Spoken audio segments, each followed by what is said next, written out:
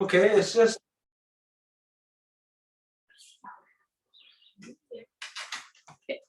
All right, who's, let's see, we're here, right? Women's Nation Weekend, so maybe one of you should do the opening then.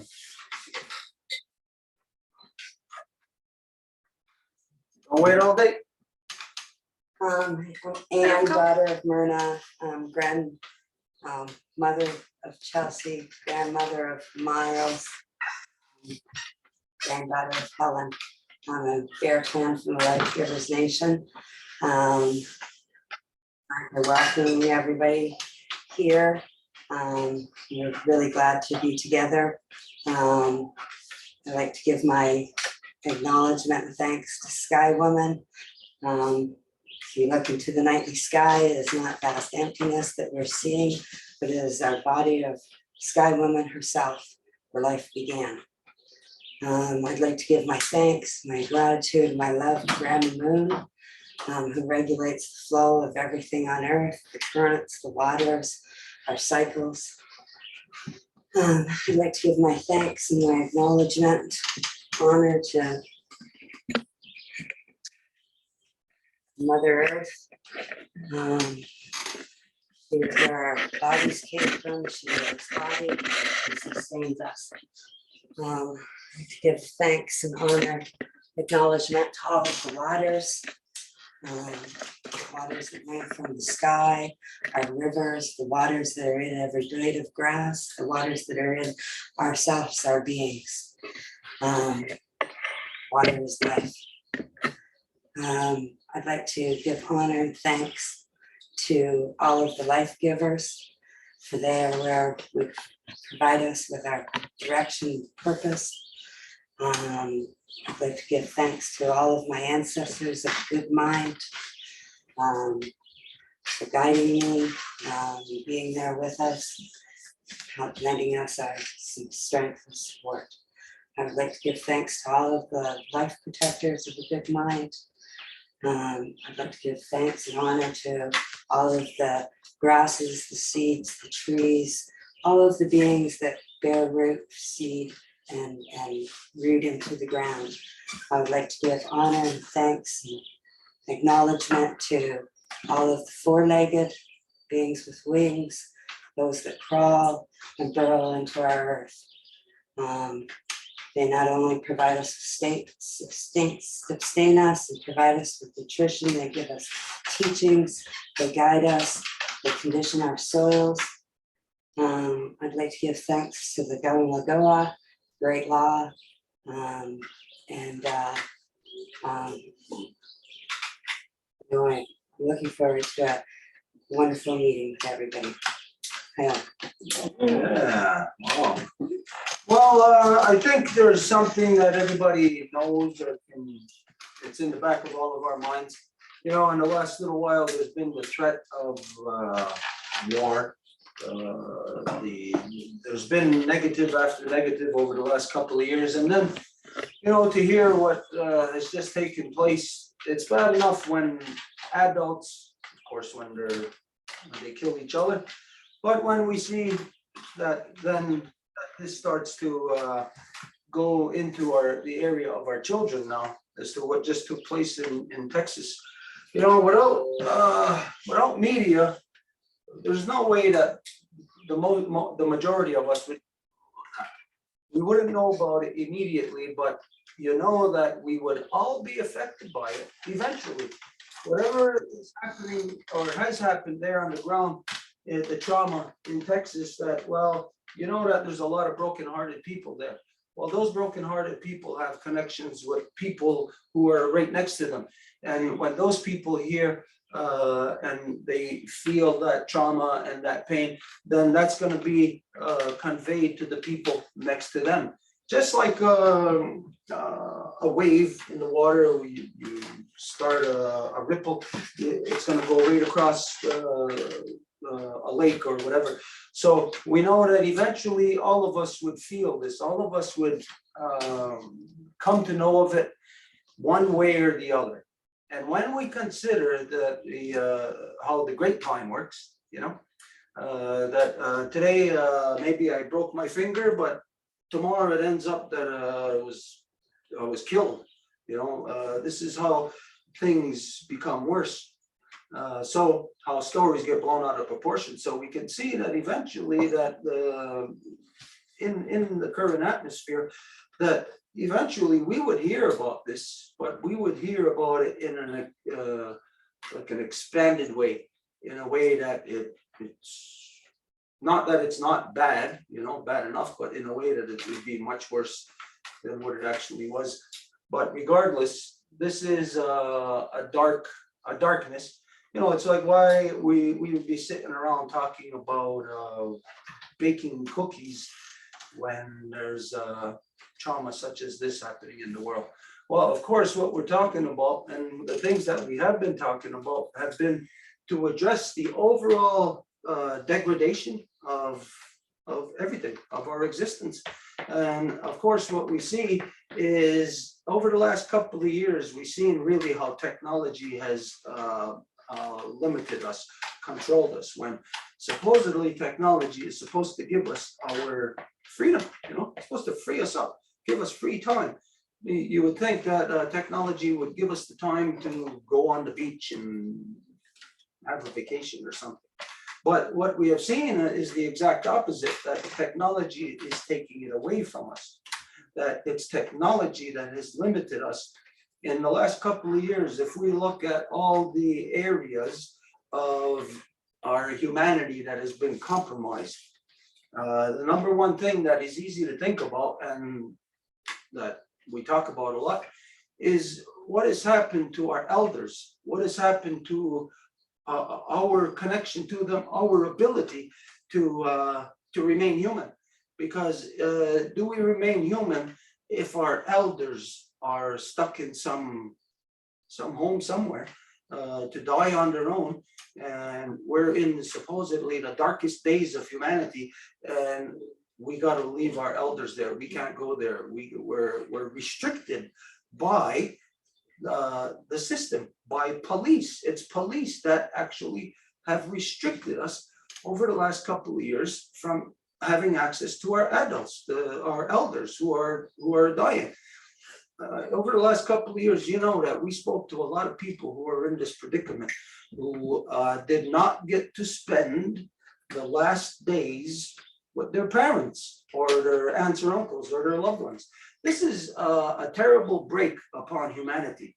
You know, a lot of us don't even care. You know, it's one thing if you don't even care and while your uncle died or your aunt died and well, you're not there. Or even today, you're on the other side of the country and you get a message that, well, your mother died or your father died. How could that happen when to have a person degrade in health, that this would be something that we would become aware of, that it'd be something that we would know, that we would have to rush to our parents' side, our elder side, but yet it's the system and the technology that is preventing us. Not just that we have police in place that are enforcing crazy laws that prevent us from going into these convalescent homes to see our dying elders, but it's the system that now, over the last couple of years, that everybody is so drained economically that you have no choice. You have to be on the other side of the country to work 80 hours a week now to get half the pay of which you were getting prior to 2 years ago. So overall, the technology has not done what it has promised us, or what has been the what people have been claiming. And is this something new to us, that the technology doesn't actually offer this to us? When we consider what we talk about a lot, you know, about that guy they call I always forget his name. Albert Einstein. Well, he was saying he's developing free energy for everybody, but we get the exact opposite. So we're told all the time, technology is going to offer us this. It's going to give us free time. It's going to do whatever. But we can see the actual opposite happening. than what the claims are of the technology. But we, no matter what, we seemingly remain stuck to this technology. Like we're living on blind hope. I'll say it's almost like a woman who is in a abusive relationship, who keeps getting beaten up by her husband, but keeps hoping that it's going to end at some point. Well, blind hope, just keeps the person stuck in the bad scenario, and the bad scenario here just apparently keeps getting worse and worse. When we consider the technology has done this, prevented us from seeing our parents, our grandparents over the last couple of years while they were dying. I don't know what your own experience has been or what you have heard in your respective areas, but in so-called Quebec, there was one convalescent home that, now here, I may be wrong on this statistic, but if I'm not mistaken, there was over 24 elders that died in one convalescent home. And afterwards, in the province of Quebec, there was an inquiry, a coroner's inquiry, that afterwards identified it as, yes, it was human, what do they call that? Human neglect. Negligence. So, yeah, negligence. So humans are, while we're confronted with a situation, the technology is tricking us into making a decision that is the wrong decision. But in the moment, we don't know it. We look back 2 years later after we get out of this so-called pandemic, like I said, in so-called Quebec right now, it was the coroner's inquest on this was released, I think, about last week or 2 weeks ago. So we didn't know it, and the whole world was watching it. Even I think the premier or whatever they're called of Quebec, I think it was their mother or somebody in government. Their mother was in a convalescent home and was locked out of the convalescent home at 4 o'clock in the morning. Now, so anyways, this is what we've seen over the last 2 years, but while we were in it, while we were walking through that maze, we couldn't detect it. Like we couldn't conclude that we as humans were not living up to our responsibilities. We couldn't conclude that we were being neglectful. How disconnected from our humanity are we, where we cannot detect that? But now, 2 years later, we can look back and say, yes, that was neglect. Well, who was the ones doing the neglecting? The people who were there following the technology, who were listening to the technology of the time. What was the technology of the time? Well, where did it come from? Where did this come from that said lockdown? You cannot go to see your parents. Where? It comes from one place on earth where everybody on earth is subjected to that. What does anybody know? Do we know? Can we deduce? Can we pinpoint the place where this came from? We know World Health Organization. Yeah, well, how the hell did the World Health Organization arrive at that conclusion when it was their own doctors, their own statisticians that were cooking the statistic books to arrive at a conclusion that everybody who's breathing air has a virus, has the virus. No, we're all breathing air, and so yes, we're all going to have the virus. So that everybody's got to lock down or do whatever, change or alter their existence. So we've seen this, and like I said, looking back 2 years, hindsight is 2020. Now look at what we're looking at, or consider what we're looking at as to what just happened in Texas. Now we can see that, again, technology has prevented the system, the police, the same police that prevented us from going to see our elders, have prevented parents from going into a school to save their own children. What does this mean? What is actually happening to us right now? We may not comprehend this because where we all are, well, none of us in this room right now are in Texas. None of us are directly, I hope not, knock on wood, that none of us are directly affected by what just took place there. We, in whatever we are discussing, I don't care if we're getting together to discuss running shoes and kangaroos, it does not matter. This is directly affected and linked to what just took place in Texas, because everyone on earth over the last couple of years has been, without whether we have been cognizant of it or not, we have all been interlinked into a network like an electrical grid that you flick the switch on one end, it does not matter. That power, that energy is going everywhere.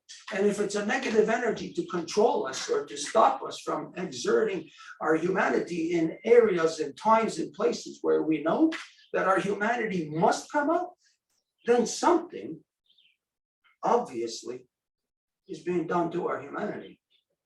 And it is being done through this right here, this thing that we are all in, this computer world, this technology. It has connected to all of us, and it has locked us all into having not our own mind and thoughts control what we are going to do, but it is controlling us and what we are going to do. I'll ask Edith this. Remember, about 10 years ago, when we were just starting out on this path of going into the world to bring the message, there was a documentary that we had from National Geographic. It was about technology at the time. So this was around 2010.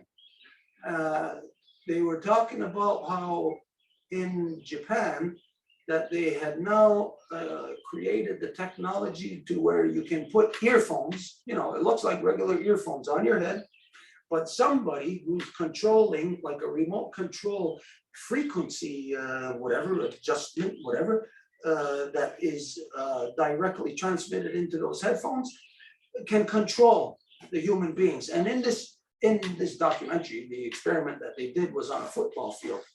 And they had two people, a guy and a girl, put these devices on their head, and they afterwards were explaining like what the sensation was, what the feeling was. And they were explaining that, wow, they had no control over what they were doing. It was like otherworldly, like something had control over them. Think of it right now, the pain and suffering that is going on in the hearts and minds of mothers and fathers in Texas. Pain and suffering there. You know what they are seeing? They are the first ones to see this machine controlling us, that it controlled their authorities that they put into place to prevent them from saving their own children's lives. So we are truly at a precipice here as to what we are humans have to decide or determine as to our cognitive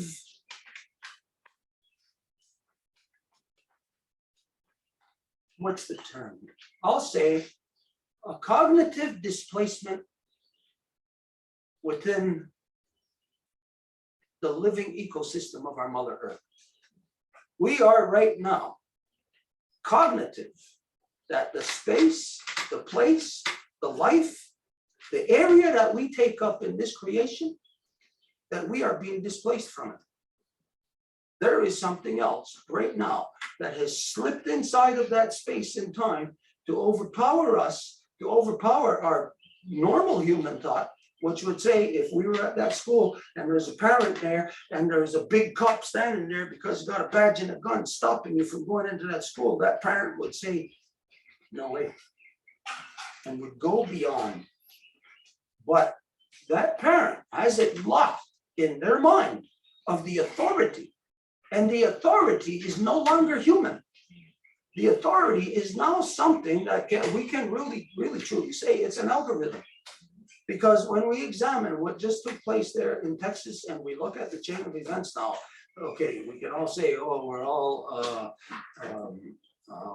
expert weekend warrior detectives. But when we look at the evidence that's here in front of us, and I think all of us now are kind of becoming experts in school shootings, even if we are not the victims or we're not there, if it's somewhere else, it's like we have become experts in watching TV shows. We can tell anybody. We know what was in any episode of whatever. I don't know. I never watched them, but whatever show. People are more experts on that than what's really happening in creation.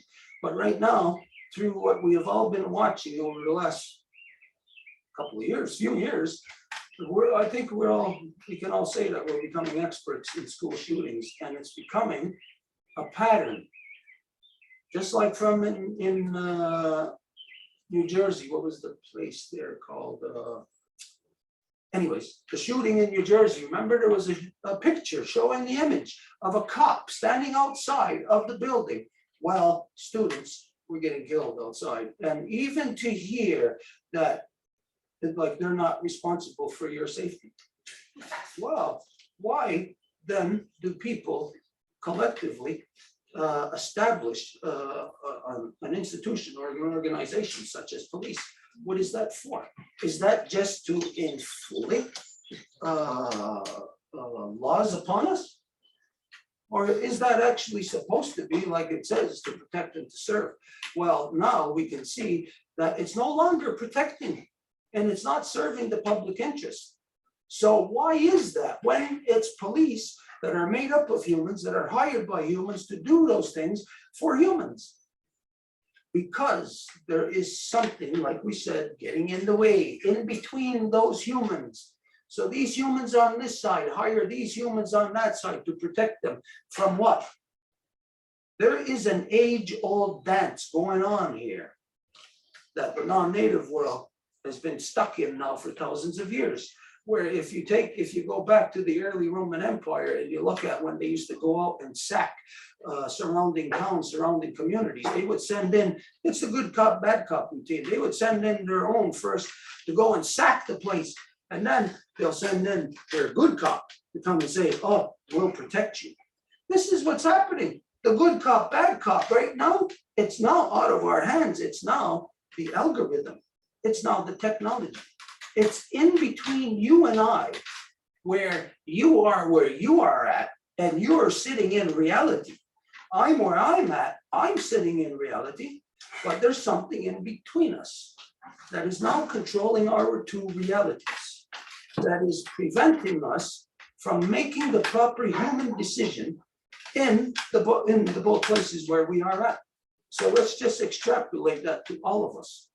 You're sitting over there, you're sitting over there, and everybody's sitting elsewhere and somewhere else. We're not all sitting together, and in our own place, we think we got it together, we think we know, and we think we would do this. But all of us know that in an instance, cops would come here, cops would go there to your place under some emergency directive of now some maybe monkeypox or whatever the hell is going to be the next crazy thing they're going to come up with. Some emergency directive that gives them the authority to be in your house, to be telling you, no, you cannot even watch that show. You cannot even listen to that person or communicate with that person. This is, we are experiencing what was experienced in Nazi Germany. We all know this.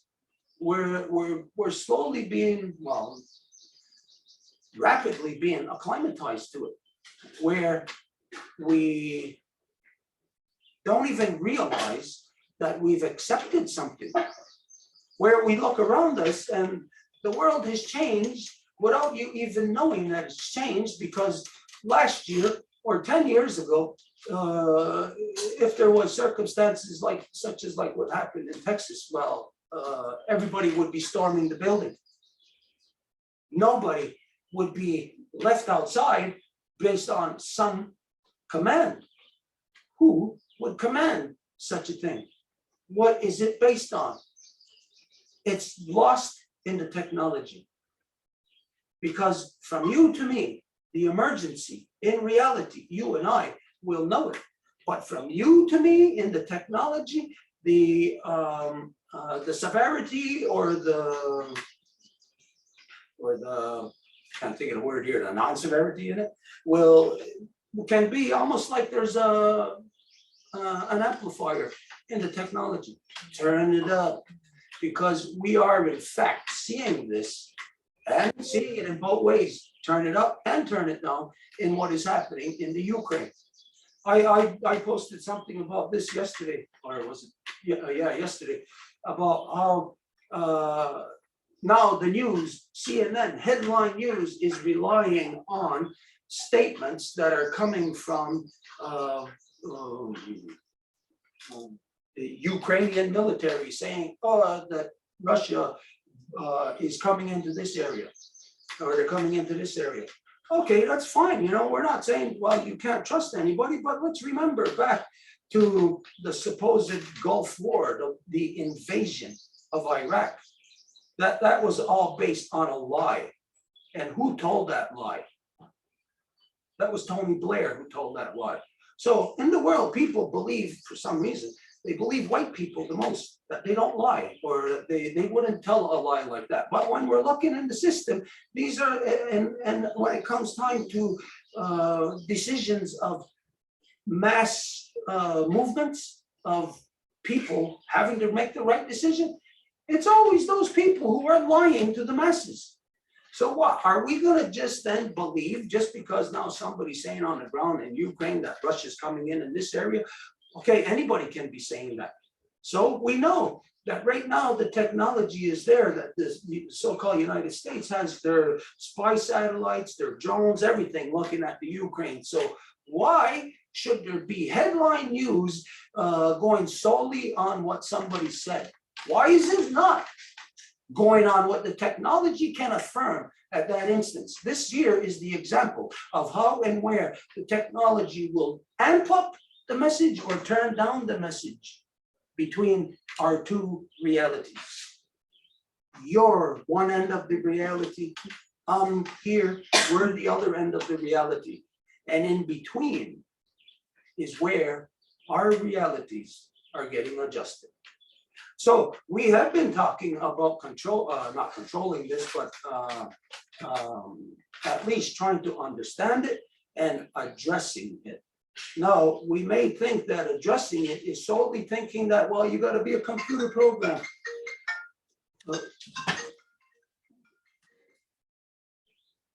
That you, what was I saying? You gotta be a computer. Address it, you might think that you gotta be a Computer programmer, you know, like you got to know ones and zeros, that like this is where it's happening. This is not where it's happening. You know, we think right now technology is the thing that is overpowering us. No, it's not that.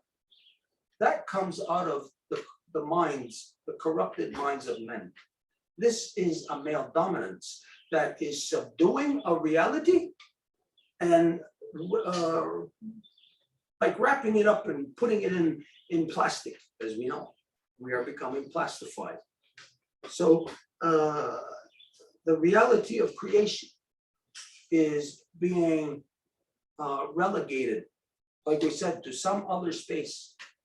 We are cognitively being displaced. We are doing it. So this is not happening solely within technology. Technology may be the machination of how now our brains, our corrupted male dominant brains has manifest in the world, because now it's through this machine that is restricting us, controlling us, actually preventing us from saving our children's lives. So it is actually the machine that has killed those children's lives. So we are looking at something much bigger than something that is isolated to a computer. It's not the ones and the zeros. It's the corruption in the minds of men. The male dominance that is not right here, right now, that hits you with a hammer in the head.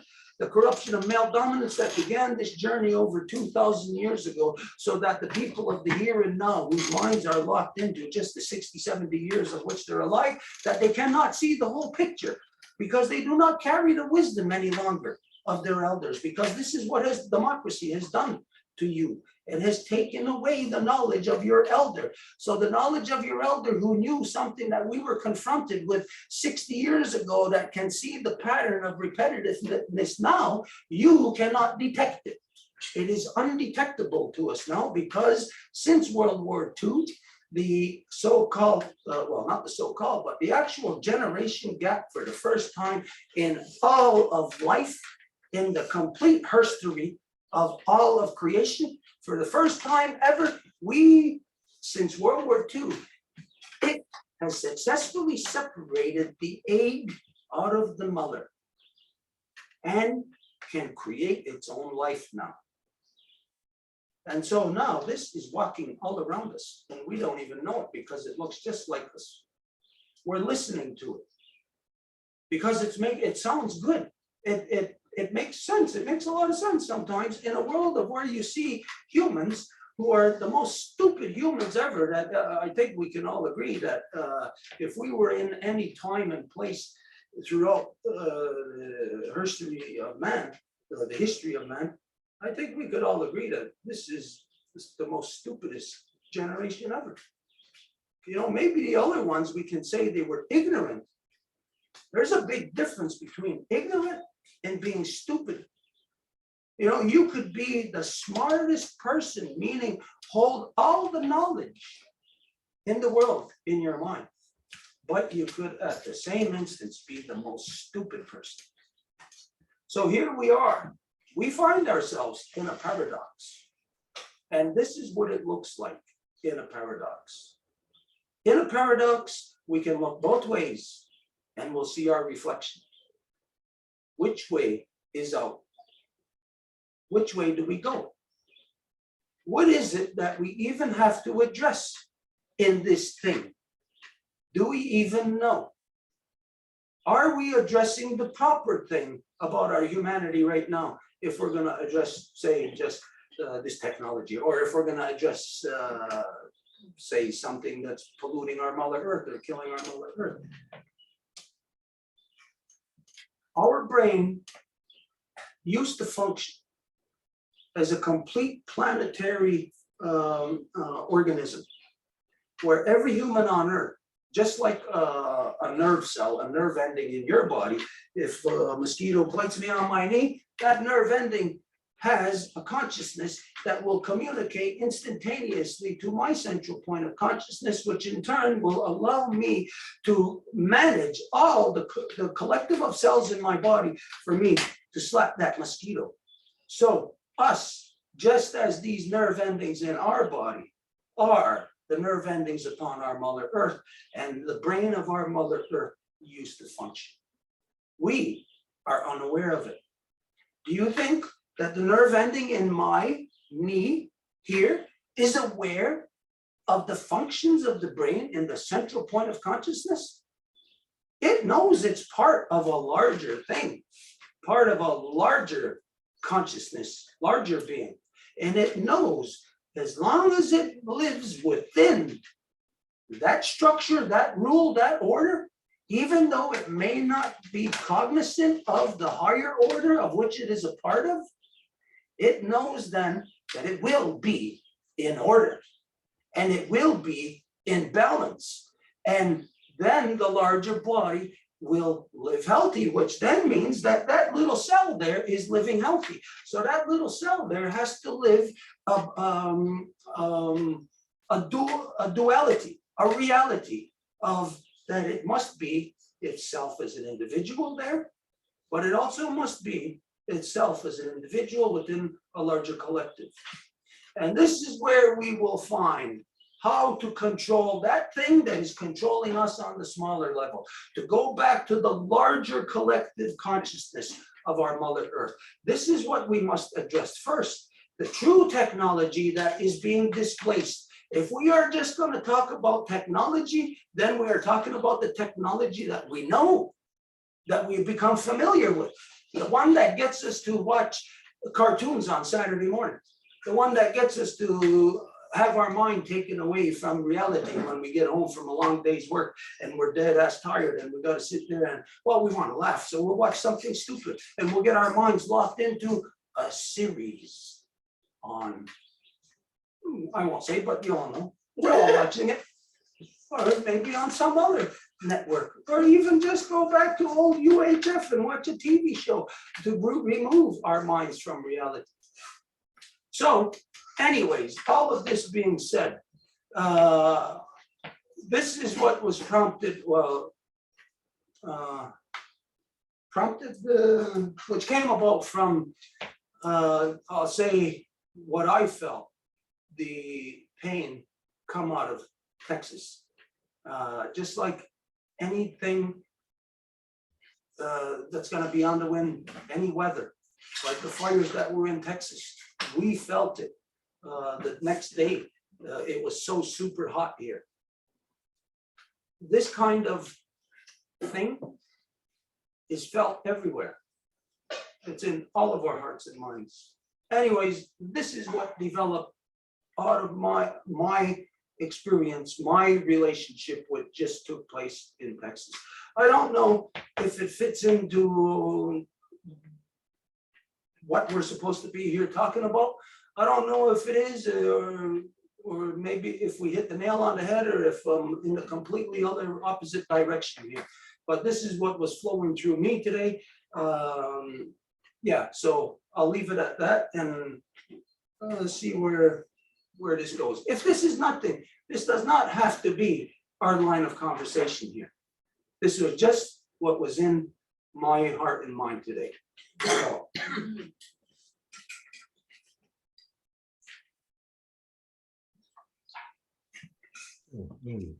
Now we'll go on.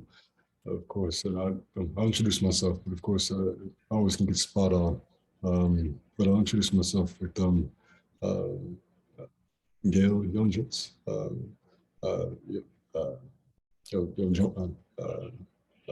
Harold.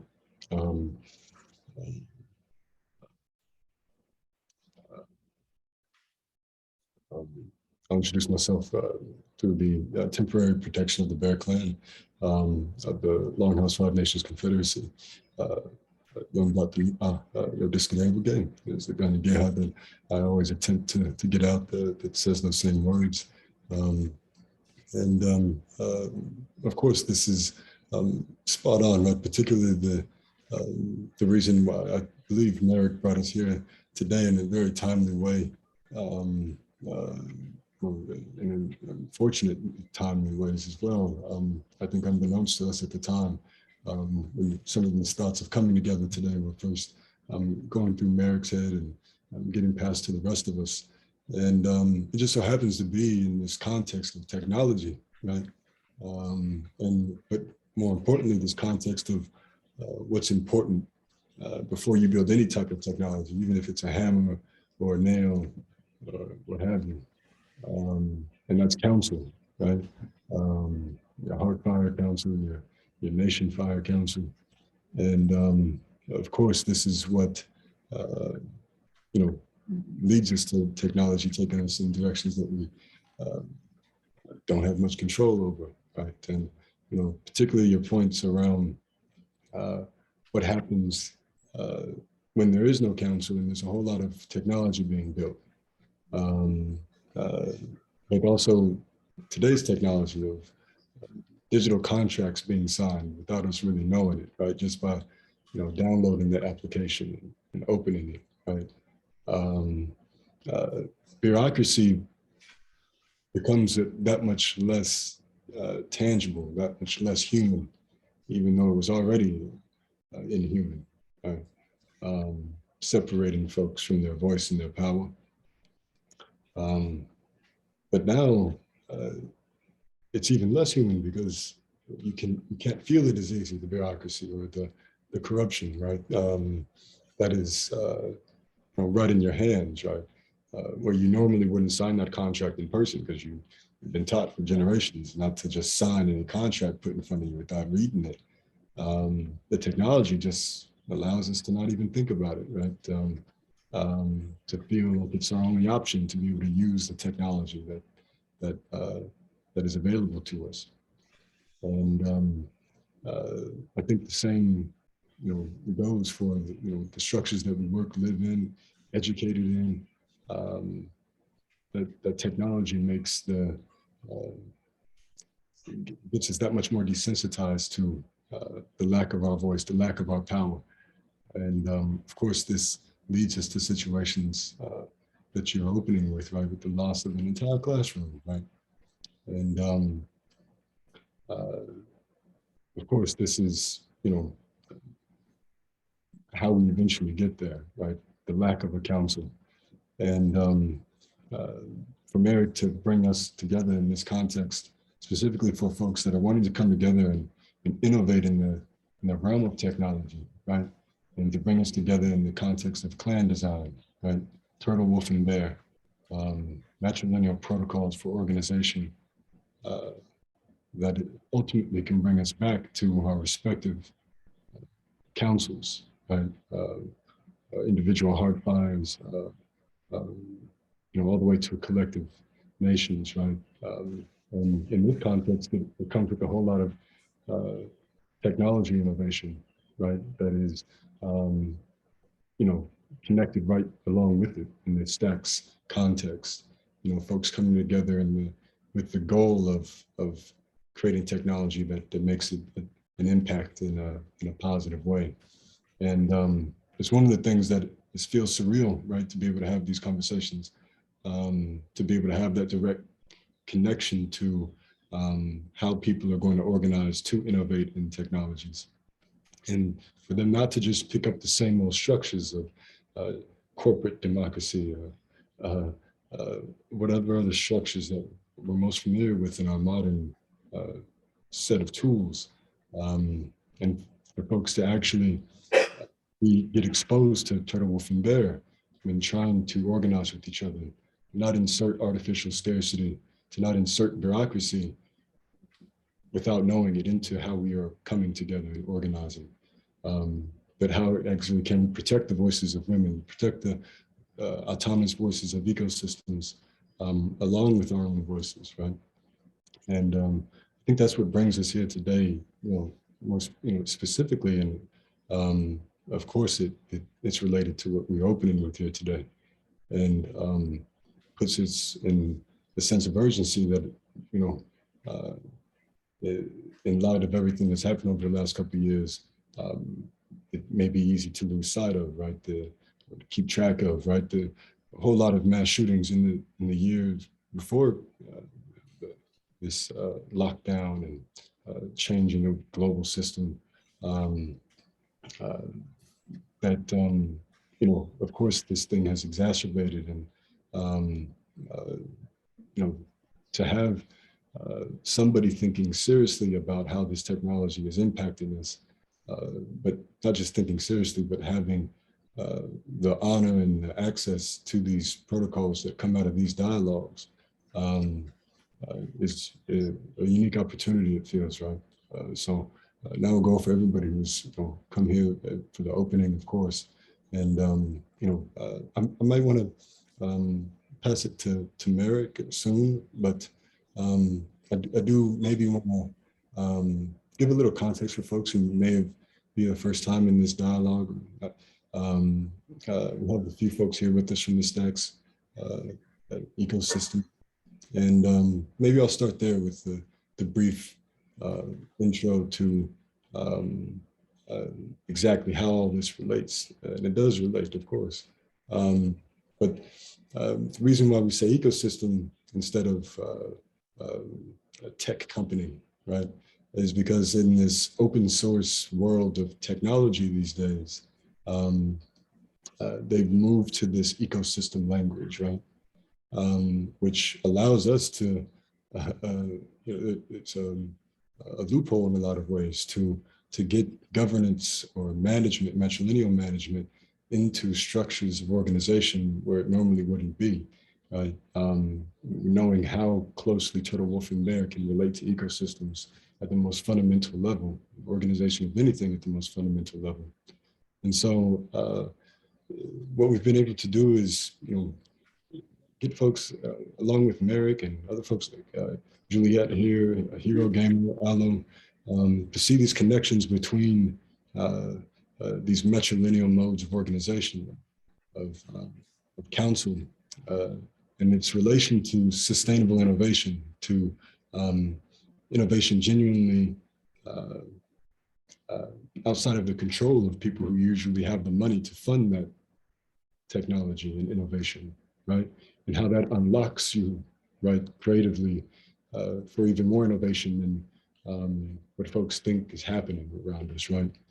Which even in the language of the folks that we work with, like it's known that, right, when you're beholden to a corporate structure, your ideas even as a person in technology don't get to come out, right? Because of that bureaucracy, because of that control, right? And so to say that the technology controls us as opposed to helping us along in, abundance and regenerative life, right, is no joke, right? Because if the people who are developing the technology are complaining about control, lack of control over their own creative expression, then we know what's happening to us as well, right, as users of that technology. And so this is a part of the surreal opportunity it seems like we have in these dialogues to have a direct dialogue with how can we come together in these matrilineal modes of organization and work with the foundation of peace and abundance as opposed to scarcity, bureaucracy, competition, right? And grow the ecosystem in this way, right? As opposed to not understanding council and building a whole lot of technology, global ecosystems work, right? Without understanding how to come together in council, that thing that should be the foundation of all technology, right? Before it can even be called truly technology. And so that's what brings us here together. I hope this is a good summary for folks who haven't been here with us before. And maybe Merrick can bring us a little bit closer to home in terms of specifics and what folks are excited to have a whole lot of questions for, folks like Merrick and Juliet and Allo, Hero Gamer, can also give you introductions to what they've been doing in the Stacks ecosystem, how they relate to Turtle and Bear. I don't, I'll leave the floor open for those. I see Elsa with her hand up as well, so I don't want to skip anybody. So I'll be sure to just leave the floor open. Thank you. Now we'll go for everybody being here and hope, this has all made sense so far.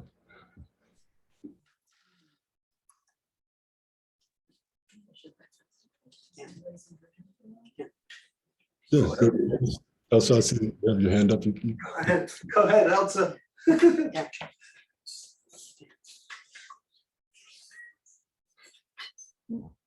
Sorry. Hi, Melissa, daughter of Lisa, granddaughter of Leah, and great-granddaughter of Adelina. I'm from Managee Nation. So, I was struck by what Stuart said before, because it's going with what I wanted to talk about Wednesday night. I was thinking, okay, about the society, where are we going, and what's happening right now with humans. And I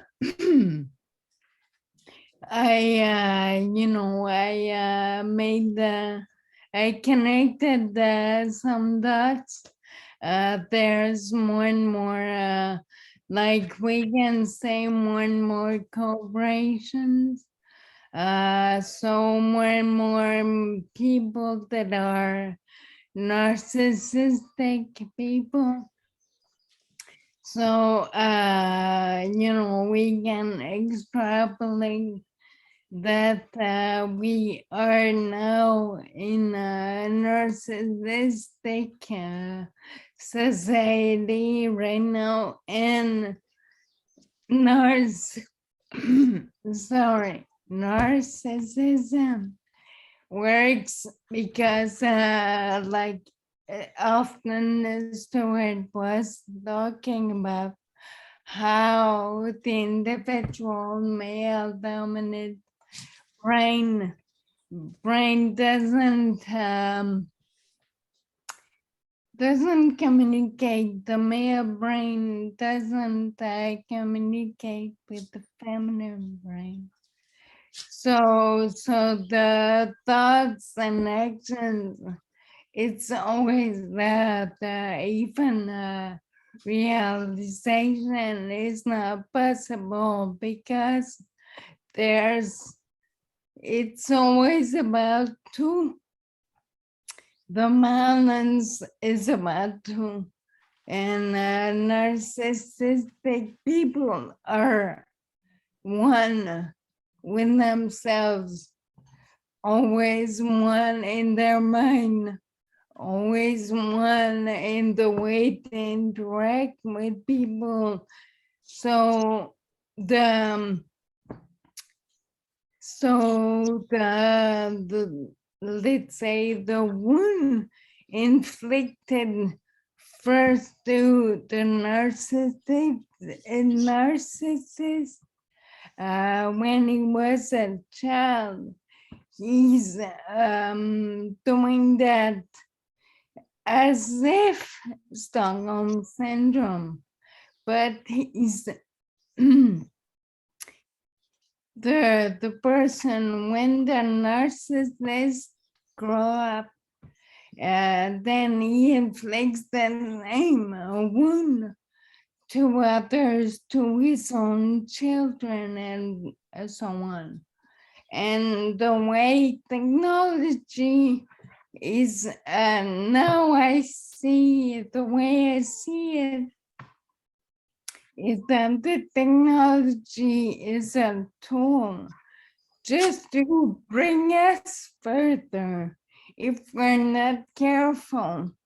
So I think that I didn't find the answer yet to this question in my mind. But I think the more we talk about collective interactions, the more we talk about talking together. So we push the fact that there's always somebody needed at the end. It has to become two again.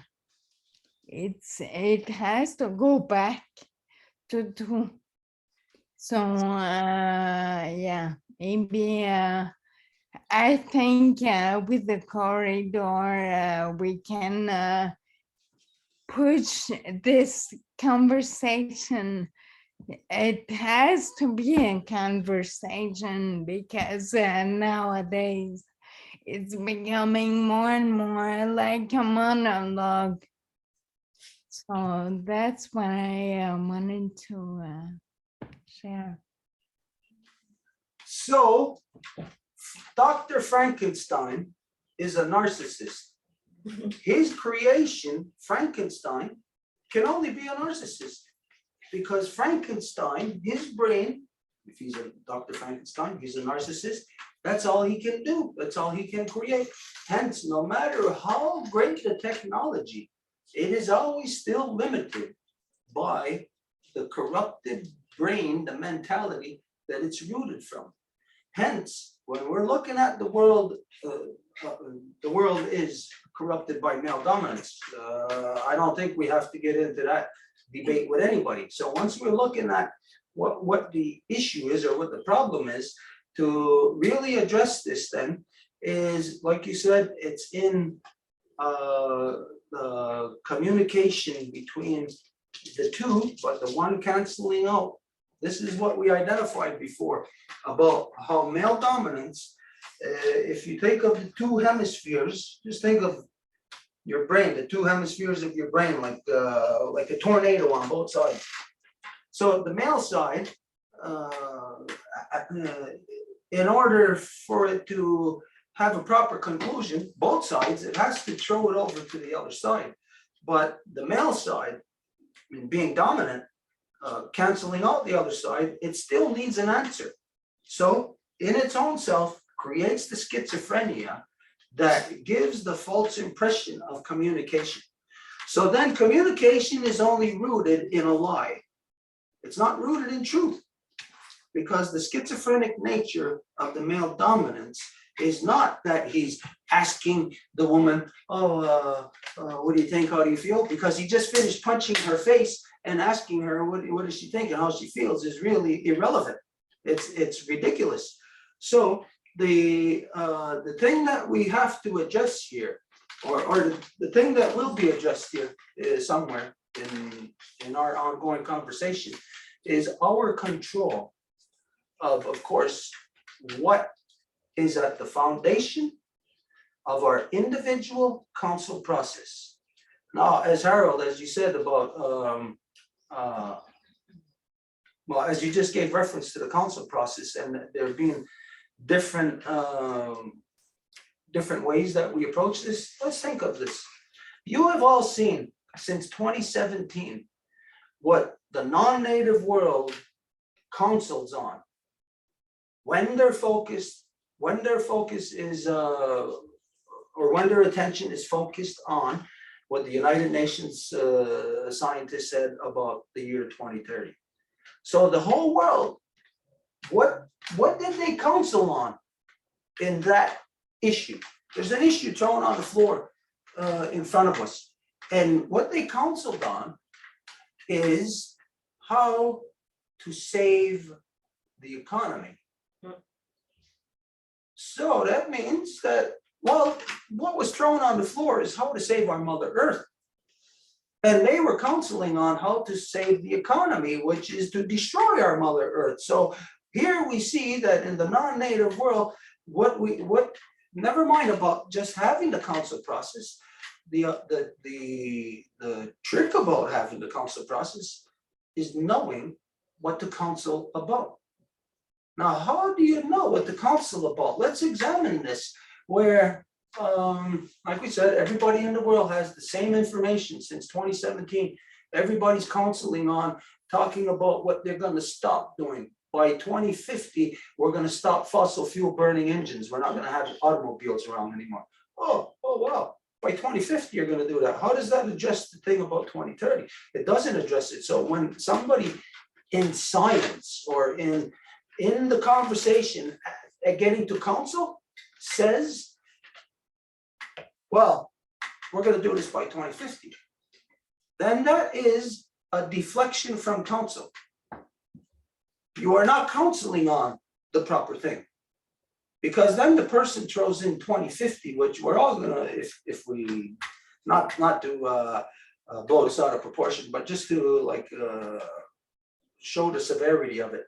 If the United Nations scientists said by the year 2030, we're all gonna be dead and we gotta adjust this, and everybody's adjusting how to make donuts, well, we're all gonna be dead by 2030.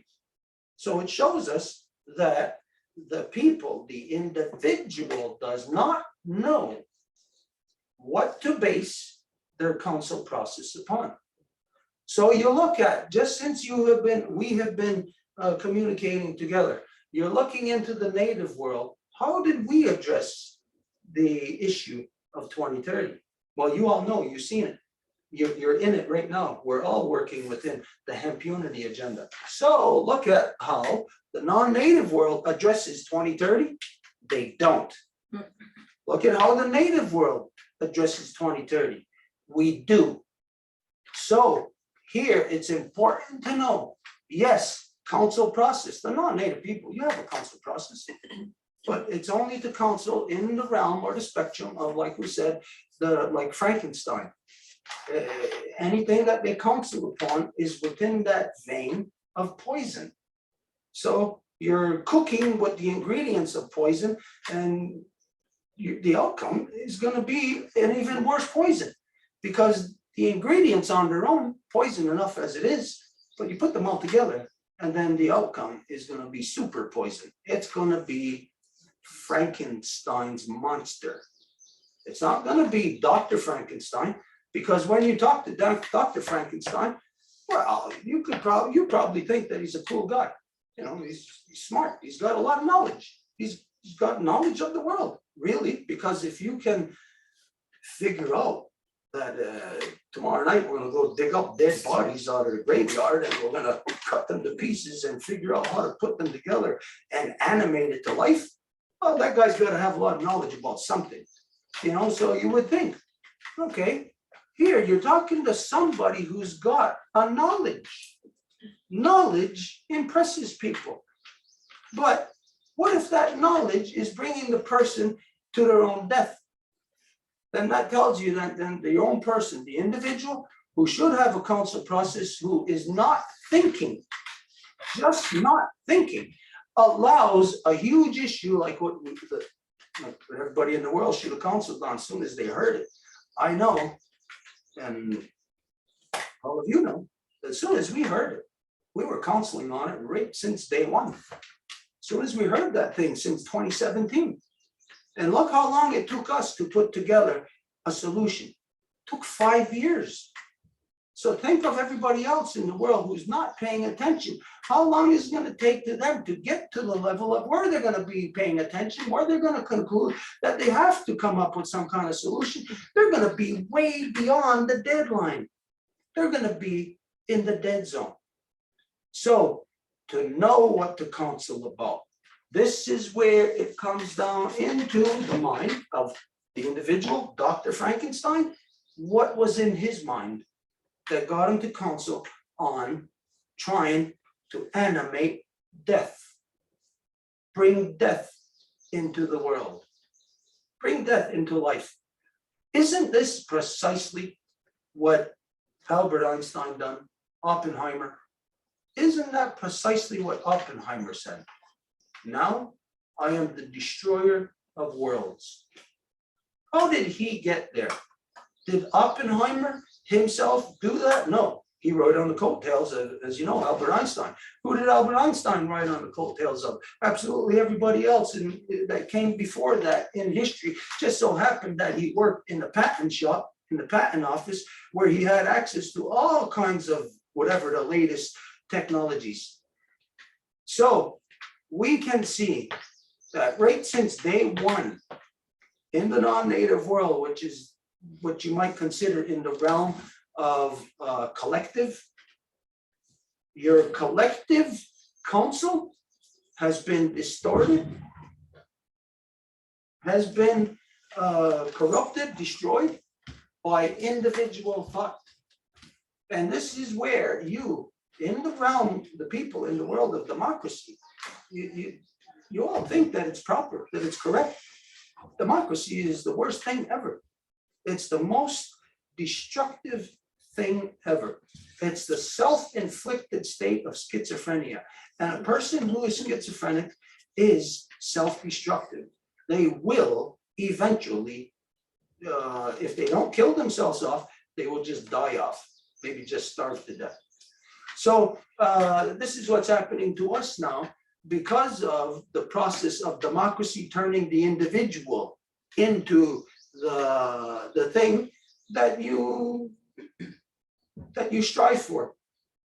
You strive for your individualism. And where has it gotten you? Where does that individualism get you? None of us are an individual. So this is crazy to think from a perspective that you want to go to a perspective of individuality.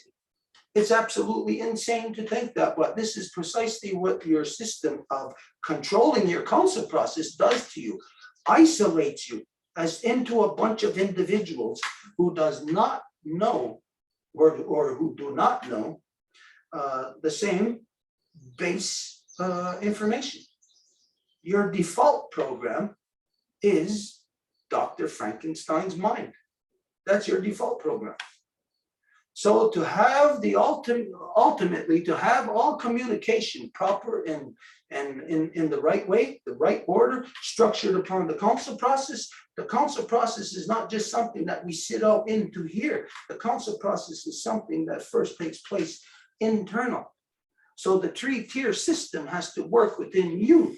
So this means the individual has to activate the three-tier system, which means that as right now, as you know, with protons, neutrons, and electrons, you can get there. You think you understand it, you can get to that point.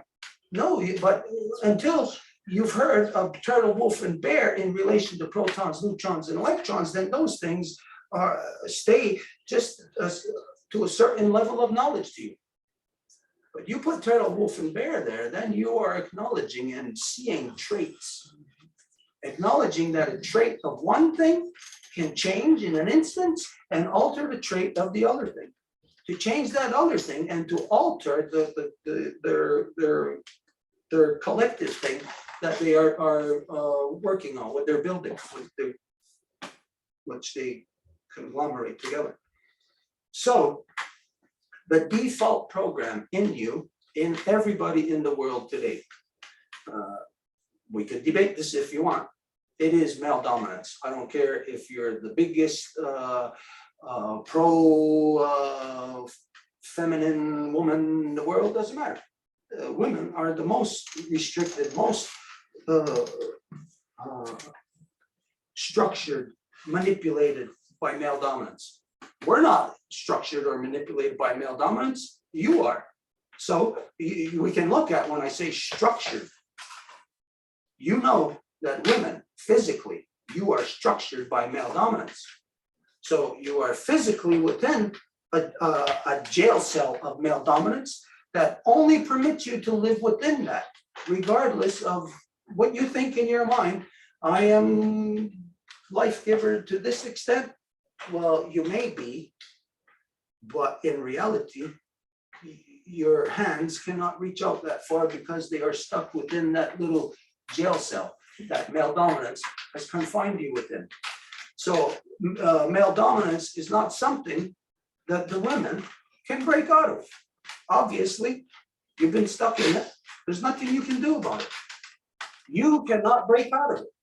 The only thing that you can do to hope to break out of it is not to focus in your own pain and suffering in the here and now, but is to focus in the larger picture of what you have been a part of for generations. But the democracy places you in the here and now. So break out of the democracy and go into the two hemispheres that allows you to see the equal opposite. And to know then, from the equal opposite, where you can look at what the singularity has been showing you, you can then deduce what the equal opposite is and what's missing. Because when you're just looking out your window and you see all those trees, can I determine what's missing? No, I don't know what's missing, because what's missing is missing. And it was missing before I was there. So how can I tell it's missing? We have to go beyond and beyond the time, or back into the time before we became the individual, because that individual is connected to the duality. And so this is what the life givers, if we're talking about council process communication here, to ultimately get to the proper communication on our Mother Earth, let's tune out all the distortion, all the white noise. Let's tune it all out. You know what it is then? That the male must communicate to you from the female perspective. So you must get the female perspective into the male. How are you going to do that from the here and now? You're not going to send your male to school at university and he's going to learn this. And no matter how many times you're going to slap him, you're not going to slap sense into him. He's not going to get it, because the here and now puts him in power. So no matter what kind of sense you try to talk to him, it's just not going to happen. So to reprogram the default program, to take that out of you, here, right here, in the back of, right here, there's a switch here that takes you either to the amygdala or takes you to the rest of the brain, freedom, expansion, knowledge, or you can stay locked in the amygdala, which is male dominance. So the switch there switches you either to male dominance or to the open free range brain, where male dominance can't take place, because male dominance has the true default program of Sky Woman, which is female perspective. how are you gonna instill female perspective into your males? You can't figure it out. You never did it, so you're not gonna be able to figure it out. Well, we did it. We figured it out and we maintained it for 2,500 years. And it is still in place. And so the default program to have the proper communication on all levels, no matter if we start off from here and we see like a root system ending up, say, 1,000 miles away, it doesn't matter what it's gonna become. If it starts off from this pure root, the communication in every shape and form that it's gonna manifest in is gonna be the pure and proper manifestation of that communication. And so the great law of peace is the basis of all communication, is the only thing that establishes counsel. You can think counsel all you want. And like I said, you can go to, here's the council place. The whole world went to the council place again about that deadline that the UN scientists put on 2030. They didn't address it. We're showing you the proof of that. The people are called to the scene of an accident. There's somebody dead, dying on the ground. Help, help. Everybody went there. And like I said, they'd rather spend their time making donuts. They're not addressing they're not addressing. So herein is the living proof of the fact of the reality of that in the non-native world. Not only is the council process not there, but they cannot even deduce the proper thing that they must discuss. So we know what's coming up in the ninth moon. What's coming up there is the default program that will change, pull out your corrupted program right now of male dominance, and will place in the proper program to switch your railroad track to go to the proper terminal, where you're not any longer just going running around in circles in male dominance, but where you're free range thinking throughout the whole brain, where we are then ready for human reintegration back into a healthy living ecosystem. We are talking beyond, above and beyond where the technology is that we are seemingly focused on. The technology is not the answer. It's not. The answer is in here. We're going to adjust it in each of us. And then once it's adjusted in each of us and we have our default program back to collective and we are functioning within collective, this is where you will find your true individual identity, because you will be an individual working for the living ecosystem of our Mother Earth. You will be what you are supposed to be. And when you are, you don't waste your time communicating about a stupid baseball game or what happened at the Oscars or what's happening in entertainment. You don't talk about stupid stuff. Leave that to the rest of the world. Let them talk about the stupidity which reveals to the world, reveals to you who you can have proper conversation with. So we begin a correction process that is designed to arrive us at the proper counseling process, where you will experience turtle, wolf, and bear in its full power, where you will know then you will emanate, or it will emanate from you, what is the power within you of our DNA, of the turtle, wolf, and bear within us that is functioning within our every cell right now, burning the fire that's inside of me, enabling that to convey through all the cells to my collective point of consciousness, to convey that to you. It is that power of Sawyerda that's communicating to us. We are looking in the wrong place. This is the place we must look in. All of our answers are there. We will get to the night moon and it will provide us with that program. And from there, we will then be able to address things properly. I'll say to you that right now, as you can see, Any one of you can look into the world. The world cannot address a single goddamn thing properly. It's too dangerous right now if you think that you're gonna have your entire country address something that could maybe end up sending you into war, because your entire country cannot even assess what the signals are that are coming into them. If this is correct or if this is incorrect, and you know this since before Trump, you know that everything is fake news. It's all a lie. So here we are to sort out the lie. We have to, nobody else. We have to take all of this stuff like a puzzle that is a 1,000-piece puzzle that has been thrown into the air and all distorted. And this puzzle is just a puzzle of the sky without clouds.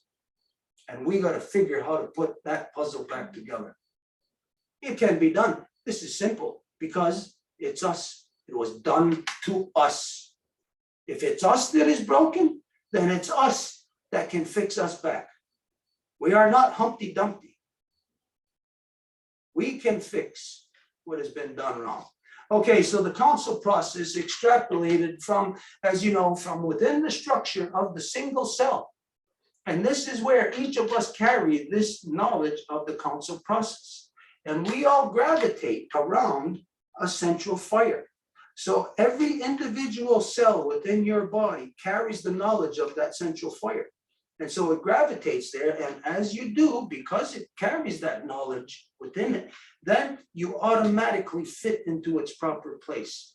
So I don't have, we're not at my place right now. So there's a lot of different tools that I would normally draw upon that I don't have. So those of you who are aware of this, just think in your mind, you know that drawing that I did about that guy, it was done in red pen. It was a bad drawing of a guy's head and the top of his head was off and you can see into his brain, and it showed the atom, the proton, neutron, electron, how it's a derivative from within our individual self and how it is extracted from us into the clan system of turtle, wolf, and bear as through the council process within an individual nation, and how that's extrapolated into the council process of the United Nations. So this is a collective of, or is a reality of the collective of creation. We can see planets, we can see stars, we can see human beings, we can laugh and touch. Why is that? Because this is a collective effort of all the cells within the waterverse. It's Sky Woman's collective effort. And she has her blueprint in every single drop of water, which is in every single drop of us. It's that blueprint that we have to get the male dominance out of us so that it doesn't clash with the blueprint. It's like the equivalent of like a person who doesn't know how to drive a standard and you're going to shift the gears and it's just all.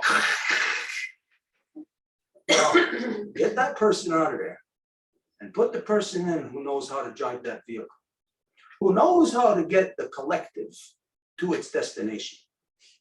Now, this is all what you got to determine then is, what collective do you want to be a part of? What is your destination? Where do you want to arrive at? And so there is only two paths. You are already on one. And that path is taking you straight to hell. To get off of that path is going to be the hardest thing ever, because it is solidified in your DNA now that that path of destruction is in fact what you were born to be. You were not born to be that. No one is. You can change your program and we can counsel proper. So anyways, then from the individual cell to have to the level of turtle, wolf, and bear, that it is the wolf that is the gatherer of the minds of the people.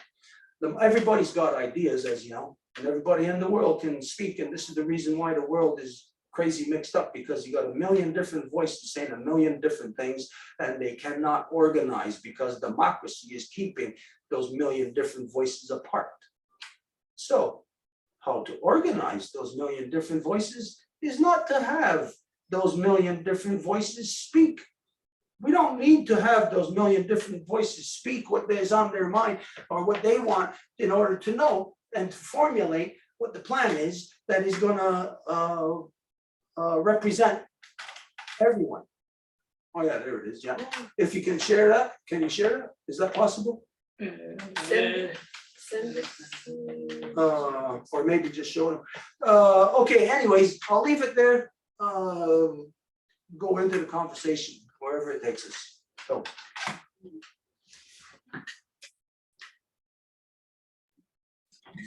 Now I'm going. You know, it's always beautiful to get this direct dialogue of some of the fundamental principles of Turtle Wolf and Bear, the full context of Turtle Wolf and Bear.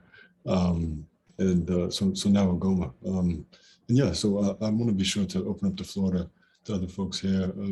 Merrick is still here with us, and other folks here, Juliet, Elo, Eurogamo. These are folks that are, you know, in these sessions with us weekly now for the last few months, and you know, helping to bring together the council process as we are learning it into the way that folks are organizing in that technology-based ecosystem. And no, thank you kindly, I'm Joe for getting the image up.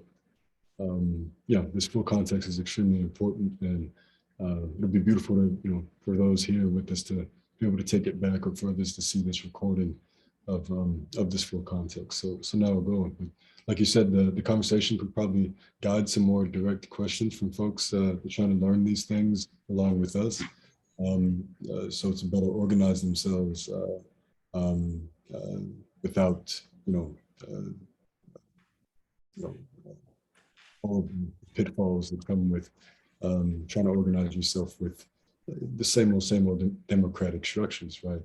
And we're very far along now in being able to use the technology to be able to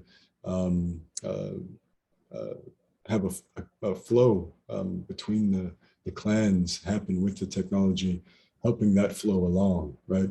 And so it would be very important for questions from folks here that are lingering on folks' minds, so that we know we're learning these protocols properly. So I'll open the floor. Merrick, Juliet, Hero, Elo, whoever's comfortable.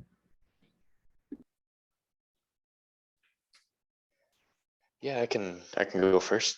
So yeah, I'll introduce myself. I'll say Skanangoa, Merrick Yojat, Yonja Paula, Yonja Nanutna, Yotiskadewake, which for me, this is me introducing myself. My name is Merrick. I'm the son of Paula. And I'm under the temporary protection of the Bear Clan through this Tura Wampum relationship with the Five Nations Longhouse Confederacy. And yeah, I've also been hanging out a lot at Stacks, not just hanging out, you know, talking about the real things and how we can work with this technology, right? That's coming whether we like it or not, right? This technology is evolving, and you know, we're at a chance right now, and this is some of the work that I've been really excited about, is, you know, baking in Turtle Wolf and Bear and the Great Law of Peace as much as we can to how we organize using some of these new technologies. After last night's, was last night, 2 nights ago, the Zoom, when we were talking about doing the Ahonwe Garageregwa, that words that come before all else, doing it as an opening, and then doing it with ourselves. I was doing it with myself with creation with this new, I guess, kind of twist that we've added on the other night. Whereas we're not only giving thanks for a thing, but when we're seeing that thing and we're giving thanks for that thing, whatever it is, we're also naming and being aware of how we're destroying that thing, right? And so I was doing this, and I was starting out by giving that thanks to Jukuntase, right, to Sky Woman. That spirit of creation that spirals not only in the, that galaxy that we're in, that spiral, that big spiral, but also the little spiral that exists in our DNA, and that creation process, and that's Ayurveda, right, that works through us. And I was thinking about how we, how we are destroying that or inhibiting maybe that process, right? And in this context of, of Bitcoin, of the internet, of the phone technology that we use for, doing international trade, right? Which is what we're doing every time we log into an app. Through these, extractive contracts that was mentioned earlier on that we agree to with just the click of a button, right? And I was thinking about, like, how is it through that process, how are, in this realm of technology, how does that inhibit that creative flow of Sky Woman through ourselves, right? And I was thinking about it through, the extrinsic pressures, right, of creating art, creative things, making creative things, when the difference of, creating something just because we're happy and we're having fun and we're experiencing this thing, whatever we're creating, we're playing with the material, whether it's, clay or, I don't know, willow that you're weaving, or whether it's on the computer and I'm playing with bits and bytes and ones and zeros and computer programs, or making pictures, right? There's that idea of playing with it. But then there's a different feeling of when you're doing that act of creation and you're creating something and you're creating it to sell, right, to a market. And it's it's a kind of a timeless, maybe not timeless entirely, but it's been a theme, for artists and creative types. It's talked about now, but you can see it's talked about at different times throughout history. So yeah, I was thinking about that in relation to this technology that we're working with, and so, at Stacks, right, we're trying to make this user-owned internet that can't be evil. Those are the taglines that we, try to use to guide us in what we're building. Some of us, a lot of people there are people in it for the money, right? Because there's money to be made. That's always going to happen in a lot of these spaces. But there's a core group of people that are really trying to, work with this technology to, do a lot of good things, right? And make regenerative spaces, ways of working together to be regenerative in our, ecosystem of the internet, right? So how is it that we could, how is it that you can take these things that might, in our typical internet that we're used to, be kind of destructive, and how can we take that same interaction that's happening and make it be, helpful for both parties, all three parties, right? The two humans that are involved, but also the greater ecosystem around us, right? And Mother Earth at the end of the day, because all of this internet stuff connects to the land somewhere, right? It's hidden away how that's done with, commodified markets, right? Commodification. It's hidden away how my interaction of buying this phone is related to, violent, slavery and land theft, right? So yeah, that was part of my Gadega that I've been thinking about. I think I've been thinking about a lot, but it really came into a clear a couple of words when I had to say it. I think it was yesterday. It would have been yesterday, yeah.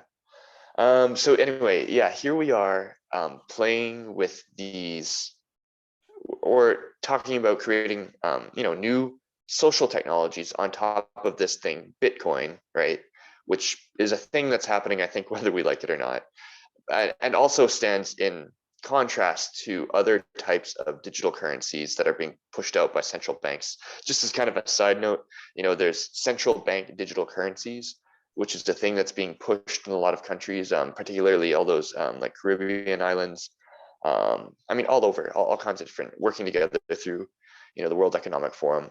And I think Bitcoin stands separate from that in that it's a digital money that isn't controlled by a central bank like these central bank digital currencies are. So this is just one thing that's happening. So that's a reason kind of that I like Bitcoin, is because there's none of the, maybe not none, a lot of the old world powers, right, that are in charge of these central bank digital currencies aren't directly in charge of this Bitcoin and how it operates. And Stacks is another thing that's going to be connected to this Bitcoin and now allows us to build internet applications with it.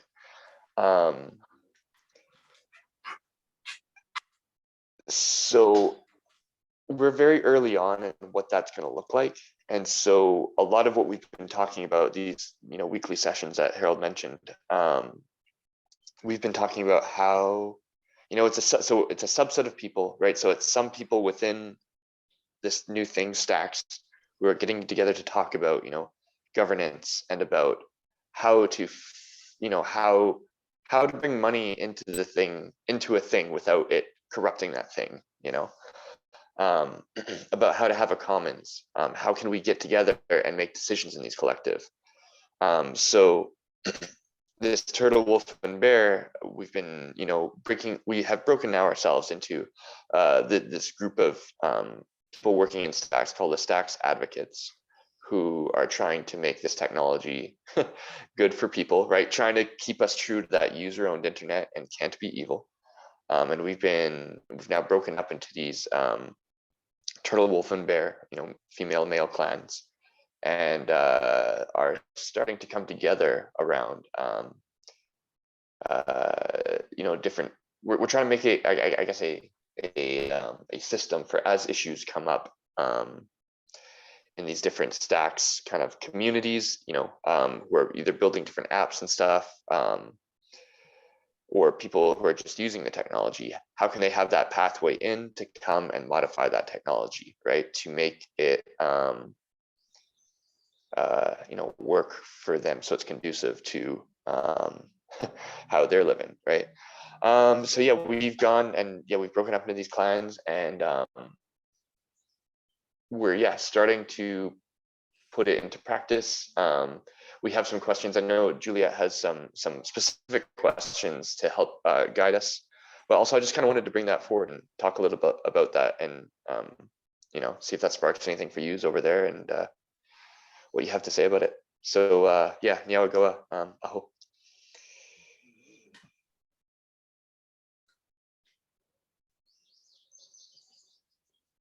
Who's Julia? No? She's there on the left. Yeah, I didn't make that clear. Longhouse, I wanted to offer to you if you had anything direct to say to that, and then also I want to invite Julia as well, who is here and has some questions. Yeah. But Okay, like I said, the first thing is you have the council process, is what to address in the council process. What actually qualifies as to being in the public council process? So this is where right now, again, through democracy, our minds have been completely separated, compartmentalized, where our minds don't work as an individual. Our mind doesn't work holistically anymore. It's whatever we have been trained in school, we think this way. And that's why a lot of people think, like, say, of people who are techies. They look at them and they think they may be smart, but they don't have very good like human skills or whatever. So that's to exemplify the fact of that. We have been compartmentalized, and only certain parts of us, certain compartments are what's in the decision-making process. So what we don't know is, or what we do know is we have an idea and we want to put it forward. That's it.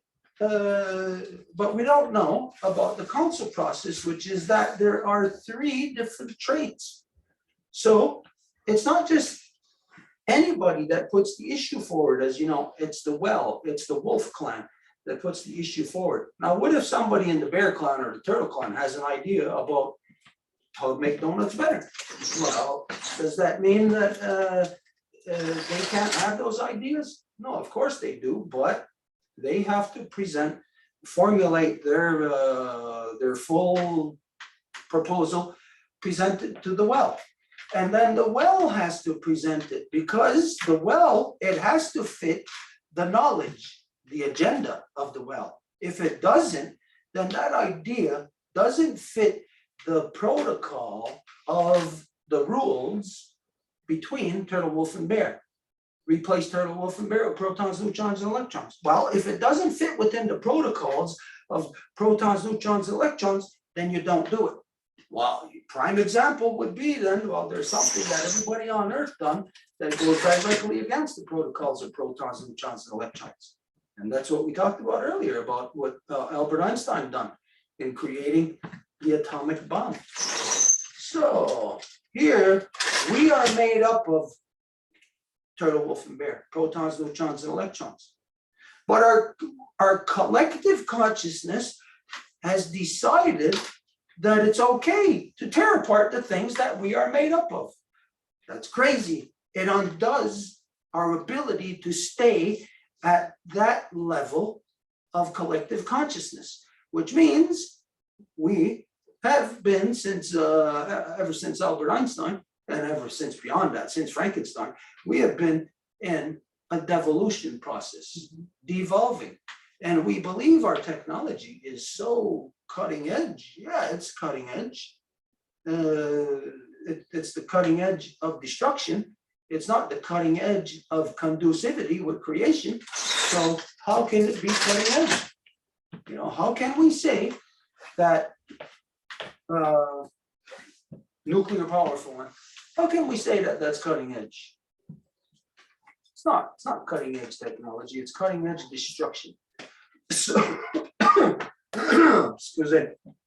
So the power and the energy of each element has to be respected. So let's say if you are the power and energy of the bear and you got an idea, do you just step out into the council process and say, okay, here's my idea, everybody, and I present this across the floor to you? No, you don't.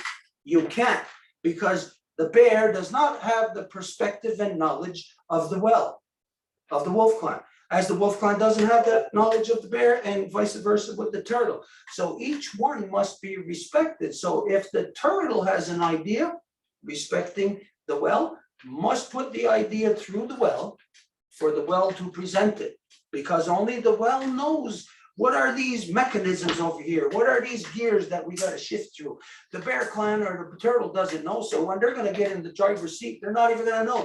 They're going to try to step on the clutch and it's actually the brake, and they're going to be trying to move and it's going to be grinding the gears, and the whole machine is going to break. Try to put a proton where an electron is supposed to be. Try to put a neutron where one of those others are supposed to be, and you're going to have mayhem. And so within the current world, you have mayhem, because you have actually been put through a super collider. Where what a super collider does, as you know, is it separates three elements from each other, where they can't work together, where they actually work against each other. And those three elements in the super collider is on that level. It's never male. It's all female, female, female.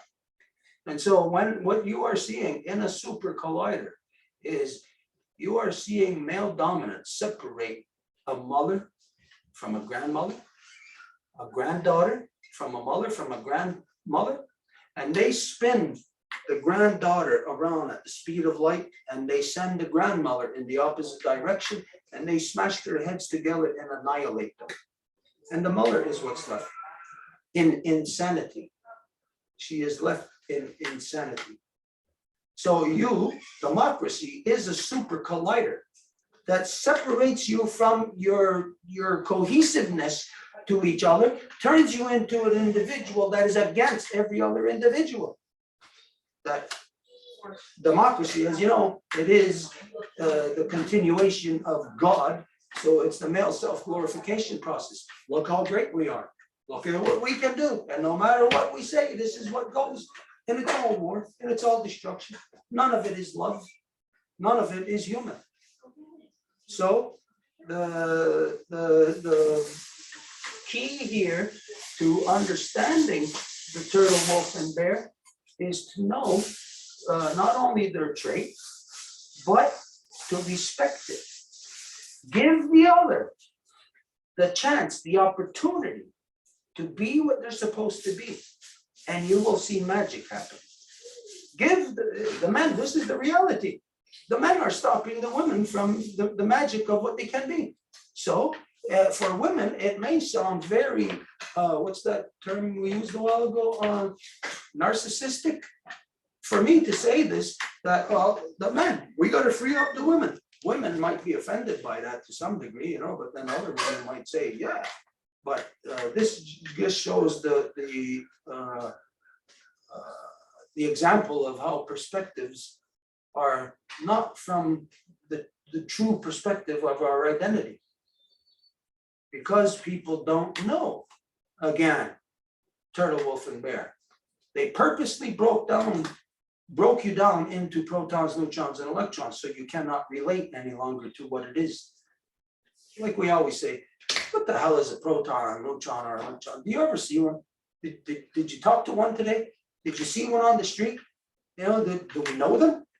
But when we talk about turtle, wolf, and bear as being traits, then we can see that in every single person and in every single thing, every person we meet and every single thing. Well, I seen a duck a while ago on the way in here, sitting on the side of the road all by itself. And I says, hey, look at that duck. And who was it that said, yeah, look, it's a male sitting by himself again. And I said, yeah, that's you see the trait. You see the trait in the thing of what they are. Even a duck is a turtle, wolf, or bear. All things are, when you know that it's proton, neutron, electron. And then you know every living thing, every growing thing, everything is rooted within that. So to counsel proper, you must respect what your true power is. So this means to really get to the council, you can just walk into that and think that, okay, you're going to be sitting in where the wolf is and they're going to be where the other ones are. And you might be completely discombobulated. You might not be sitting in the right place. So imagine if you are, this is how delicate it is. I'll draw this parallel. A chainsaw, a loaded gun, and a switchblade. Now, each of those things, maybe they have a purpose, but you know that their purpose is very specific. And what we are doing, or what is the scenario that we have created, is we leave our children to juggle those things. Babies, to juggle a chainsaw, a loaded gun, and a switchblade. Now, we are relegating our children to that because the dumbness or the ignorance is already inside of us. So we convey that same ignorance onto them. So we have to change that ignorance. So to change and to get to the proper counsel process, you could know it and you can see it and it can be right there and you can think I can go sit right in it and I'm going to have it. No way, no way. It does not happen as simple as that. There is a lot of internal aligning that must be made first. Myself, at one point in my younger days, I was 27 years old. You would figure, oh, 27, you're old enough. You know, you think there's knowledge in that person. I'm sitting in council and I jumped up out of my, not out of my place, but I jumped out of the place of the council. As a wolf, I jumped up in the time of the bear. And that just completely distorted everything. Now, the wolf jumping up in the time of the bear is not gonna stand there and say, hey, this is my time, or the turtle is not gonna stand there and say, hey, be fair. No. The reality of the relationship between turtle, wolf, and bear, protons, neutrons, electrons, is reciprocity. Mutual source of reciprocity. So the other one is reciprocating your action because you reciprocated theirs. What did you reciprocate from there if you're the one that's initiating? How could you be reciprocating? You're reciprocating the knowledge of them that you have of the trait. So you respect their trait and you let that trait flow out of them. So you let a bear deliberate. You let the wolf present, and you let the turtle observe for any irregularities. But then you got to think, well, in order for the turtle to observe any irregularities, then the turtle has to have the knowledge of the wolf and the bear. So this is where I'm explaining to you that, yes, you can have the council process there and think you're going to go sit in it and it's going to work. Go sit in the car outside and try to put it in gear and imagine that you're driving. You're just going to go like that. You don't have the key. It's not even going to start up. It's not going to work. It's there, but you have to learn how to turn it on. You have to learn how to function. Now, think of this. The non-native people have been here in Turtle Island for 500 years and realistically have not learned anything, have actually just worsened their collective state of, I'll say, ignorance from where they were in 1492. Their level of ignorance to the realities of creation has not improved. It has expanded. It is not diminished, I mean, not improved. It is not diminished. It is actually expanded. There's less and less cognizant understanding of the world that you're in. So here, the council process, it's not going to be that fast for you. You want the solution. And yes, the solution to not getting raped is to get the rapist off of you. But certain moves that you will make will automatically reciprocate further moves from that rapist.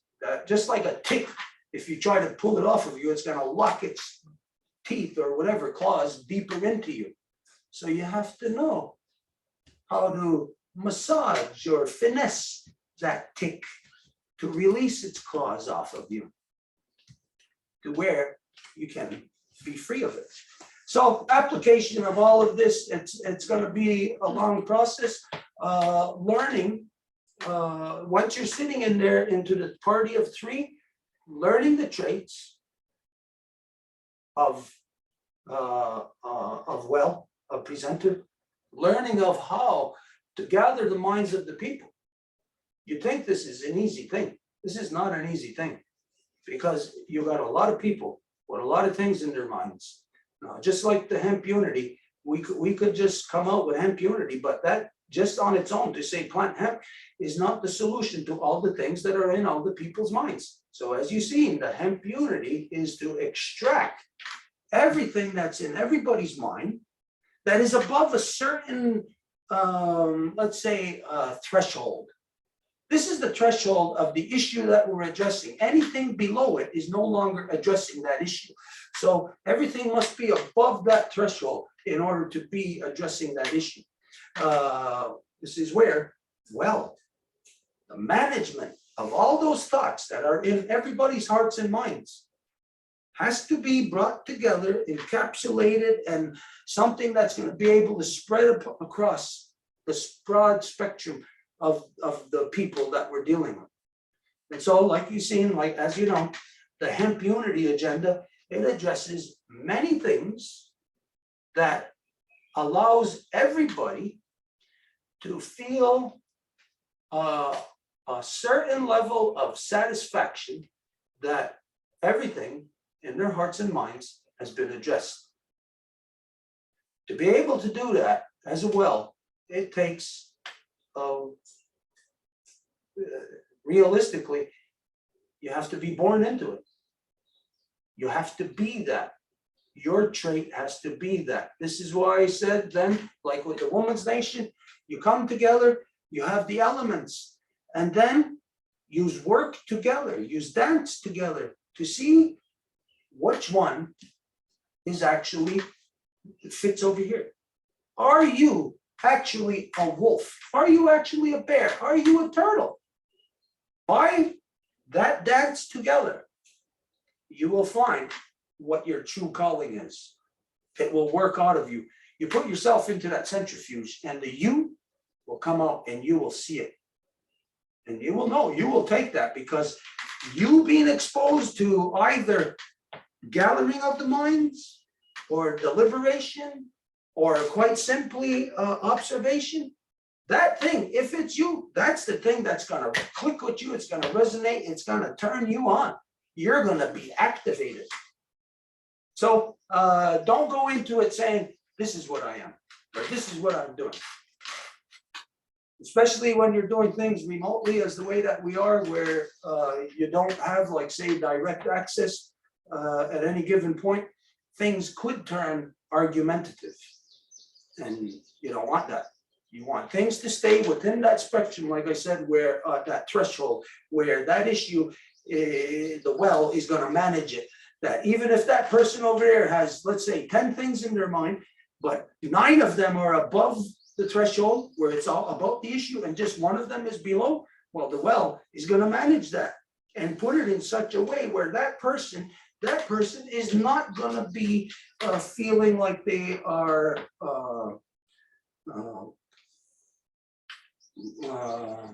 like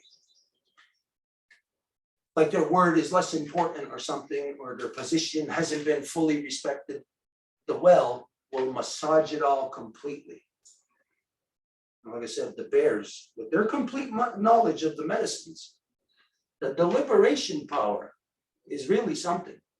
You know, like anybody might be looking and thinking, well, that's what I want to do.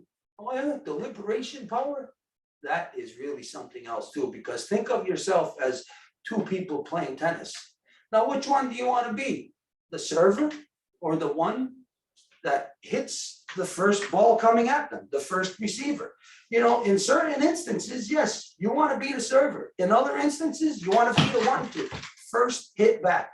Puts you in a certain position of not superiority, but a better, in a given time, you might just feel better with that. So, like I said, power of the bear, power of the turtle, power of the wolf, let it flow out of you.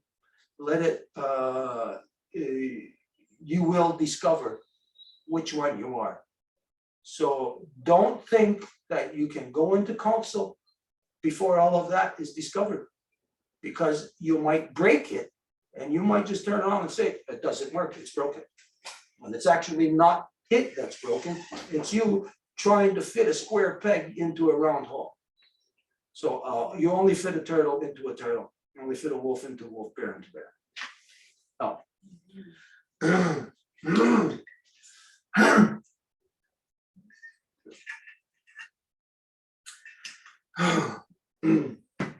No. It's beautiful. Obviously, some of us, to get this direct dialogue, you know, we do include this, you know, what we've seen with the Life Givers Nation, this temporary phase, right? To really emphasize what you just recently spoke to in terms of like folks really getting a feel before identifying concretely in this, in some of these learnings, right? And so that will go also for you know, sharing this knowledge of wolf and bear in turtle. I think we've spoken to this a little bit before as well, but not with such detail and clarity.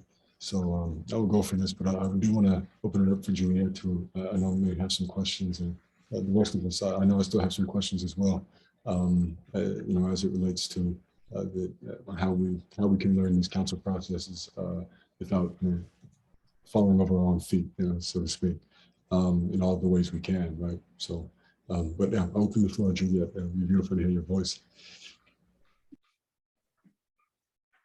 Hello there. This is my first time speaking. And so my name is Juliet, and I am the daughter of Sheila, granddaughter of Bess, and great-granddaughter of Georgina. So we have been working together, trying to understand turtle, wolf, and bear, trying to understand what each of those mean. And we've created, as is common in communities, in open source communities, we created a code of conduct. And when we created that, we worked together as a community to create it. And we took into consideration the ideas that we learned from, the teachings that we learned through Harold and through Merrick about turtle, wolf, and bear. And the code of conduct, we have that in place. Everyone looked at it, they participated, they helped to create it. And then we realized later, when a situation came up recently where two people in our community had a conflict, that we really didn't have a flow from someone comes to a representative, and in this case, I had been a Stax community representative, and so they came to me with this situation. But when discussing with the rest of us who are learning about turtle, wolf, and bear, we realized that there isn't a real flow to this code of conduct that we have, as far as beyond that the individuals need to speak with each other in dialogue and see if they can come to understanding. That's like the first stage. But then we realized, what happens when those people cannot come to understanding? They're not able to dialogue, or they don't want to speak to each other, or they're really angry, or there has been some harassment. And then, so we sat down, myself and another hero gamer who is here, and we thought about what is the flow that will work.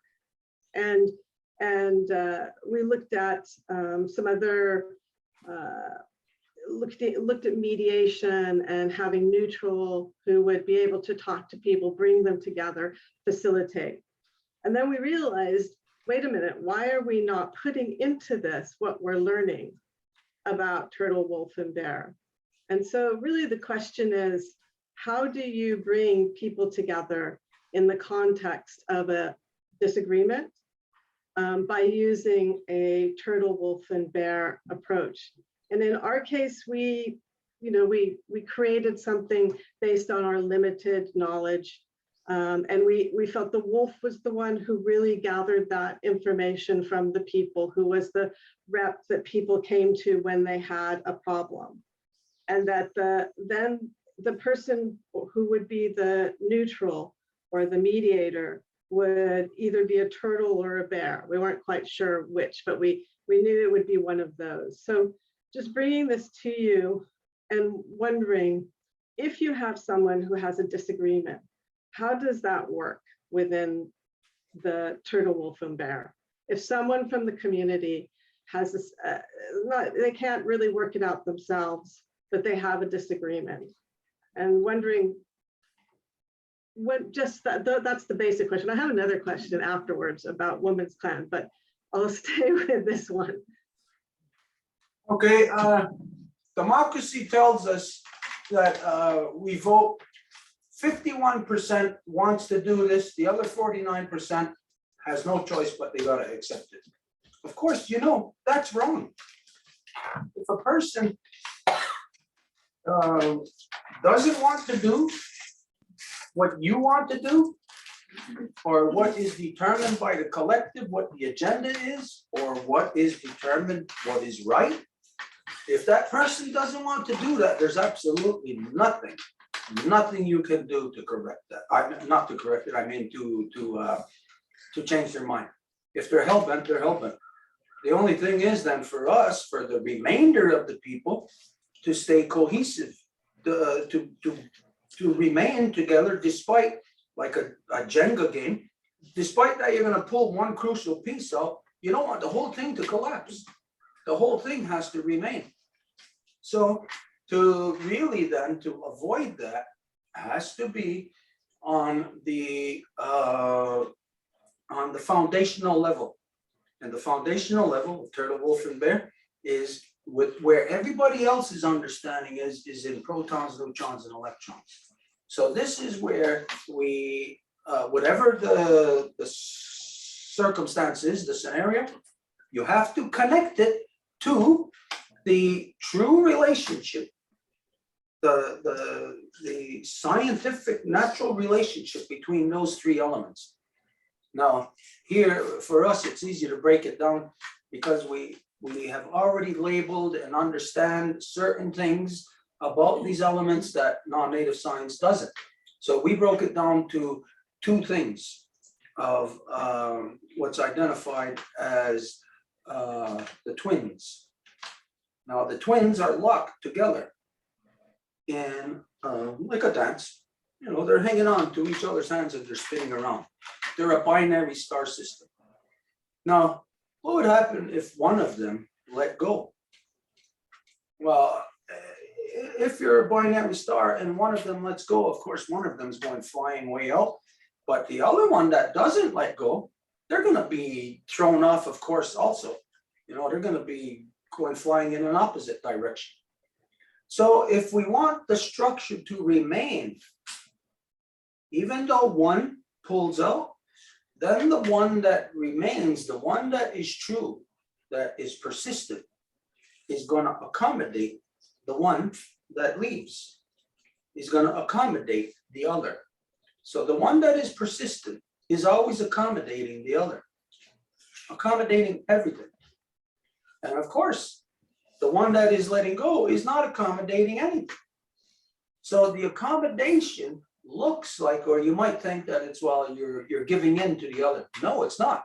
What the accommodation actually is, if you think of like those scales, those old scales when you went to the doctors, you know, where you got the slide on there. So let's say if a person is losing weight so rapidly that you can see it in real time, like in a matter of seconds. So if that's happening, but you don't want the scale to tip, then you're going to have to counteract, put that weight over there to that side, knowing that the person is losing mass. So the thing that's losing mass when a person wants to pull out has to be compensated by the other.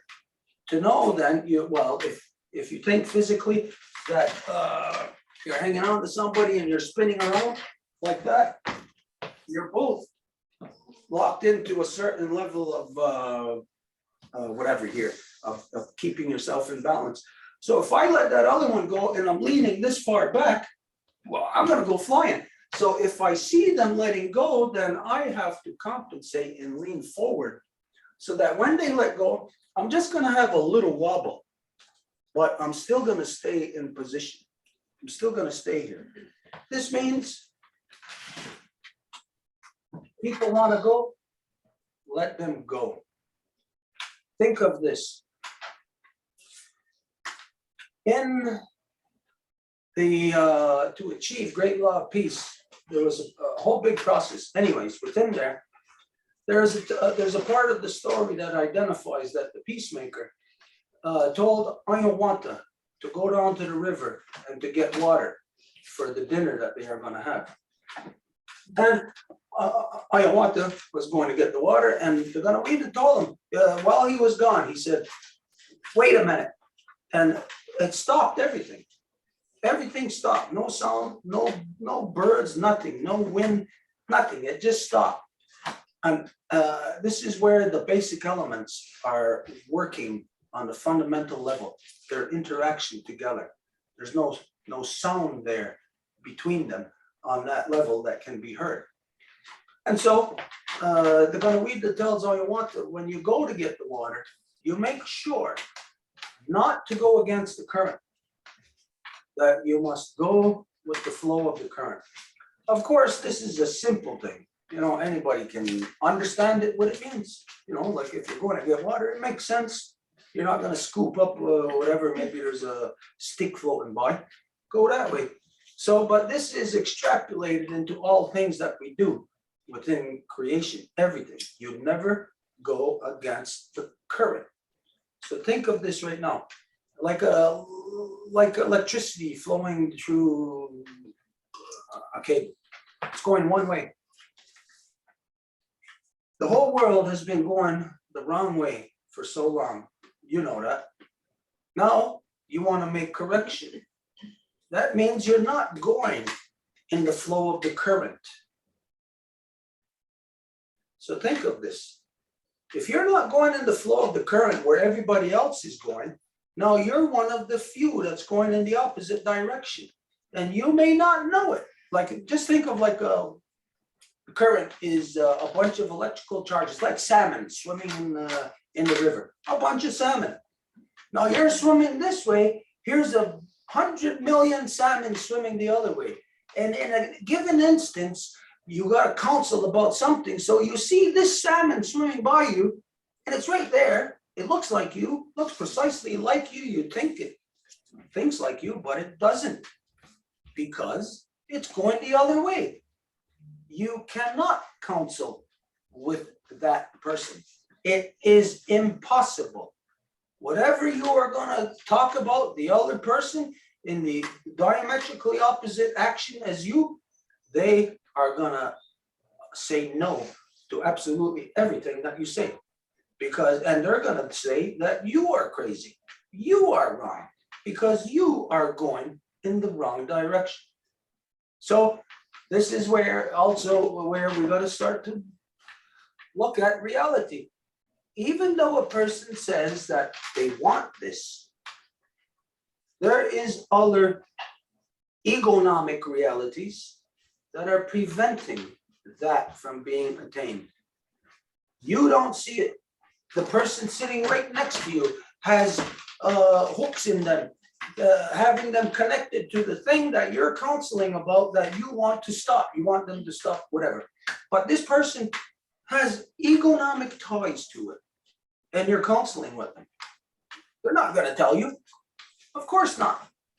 They're just going to say no, no, no. So in an instance like that, excuse me, this is corruption of democracy, where people in democracy dysfunction on opinion. You think opinions matter. Your opinion does not matter, just as my opinion does not matter. Nobody wants to hear your opinion. Nobody wants to hear my opinion. The only thing that we want to hear in that instance of where we are interaction to conclude, the only thing we want to hear is the truth.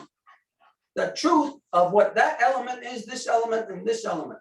So the individual who's there, who is resistant, it's because they do not know themselves as to what element they are. They are lying to themselves. So you break it down, like I said, to that level of science. And you prove it to the person that why you are saying no is not rooted in logic. It's rooted in your opinion. Bring your opinion where somebody wants to hear your opinion. But where decisions have to be made for the common good of everybody, your opinion means nothing. Only the truth of what will fly for all of us. If it flies, then that's the truth collectively. So again, you can see here, really, it's kind of like a paradox question. It's like when we talk about Sky Woman. In order for us to exist, we know that Sky Woman has to exist, but Sky Woman is made up of us. So it's kind of that paradox question where it comes down to just no matter what you push into the world, push knowledge into the world. So you avoid getting to counsel. You know, let's say if you were just born into this world, if you were born into the proper way, into a clan, into the people functioning under the great law of peace where you can counsel, then by the time you're 30 years old and it's time for you to counsel, you won't have to worry about any of these corruptions that are seemingly so unaddressable, so unfixable. So how you do it is, like we said earlier, is that the women have to change the men, but how can you change it? Through something like what you seen. You witnessed real science when you heard Merrick introducing himself in the matrilineal way. Because for him to introduce himself in the matrilineal way like that, that alters the physiology of his brain. Because in order for his brain to formulate those thoughts, to control himself, to speak that, to externalize that into the world, that means a perception is there in his head now. Did he have that perception 5 years ago? Was he thinking from that 5 years ago? Now, when a person does introduce themselves in their mother's vein, in their mother's line, this shows, it exemplifies that in that person, the brain, the physiology has been altered. It's no longer, oh, well, I'm this person. You say your name. 2 words. What does it mean? Doesn't mean much. But when you say, I'm this person, son of, and you say your mother's name, grandson of your grandmother's name, and if you're powerful enough to know your great grandmother, and you say her name, the physiology of that male brain has been changed, altered, corrected, fixed, where the switch that's going to the amygdala or the switch that's going to the free range, free brain thinking is corrected. It's not male anymore. It's not, because as you know, I'm not male. In my gestation process, I'm female, all of us. So the centrifuge of what we are put in pulls our certain traits out of us. And this is where utmost importance of the counsel process, which is really being distorted in the world today, is the reality of life giver and life protector. Where we want to change it, it's being changed. That changes the counsel process. That person who changes that in their mind, they will never be able to have the proper counsel process. Meaning any decision or what they do in the world will never be concluded properly. It will always be on a foundation that is shaky, that can be broken apart at any time. We are reality made of 2 things. And those 2 things are broken into 3. And those 3 have traits to make those 2 parts of us function to be this one or that one. So we got to accept these realities, because if we don't, we are altering the experience that we are a part of, not the experience that is us. Okay, so I don't know if that addresses your question to the enough. I don't know. Yeah, it did. Thank you. Thank you for letting me ask that question. And thank you for that answer, because it really explained a lot, particularly with when it comes to men and that transformation with respect to being able to stand up and say that your lineage from your mother and grandmother and great grandmother, and that makes sense. So thank you so much. Yeah. You had another question? I think that the question that I asked is enough for one session, and then perhaps we can talk about the other later on and another time in the future. What time is it right now? Almost 8, I think. No, it's 8:17. Have we gone 2 hours. too far, or not too far, but I mean, maybe we think about concluding for today? I don't want to leave anything open in somebody's mind to say that maybe somebody had something to address here and to think that, well, like you're shortchanged. So if there's anything, let's, each of us, if there's any final thing, a final statement and conclusion, try to be as concise and short as possible.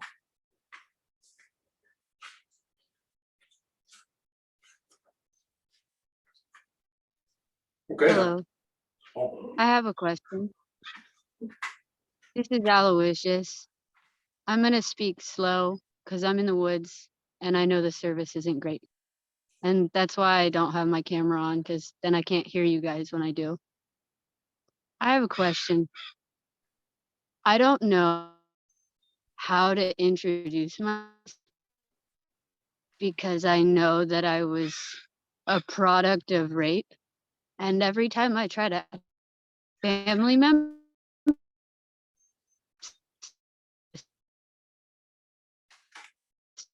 I feel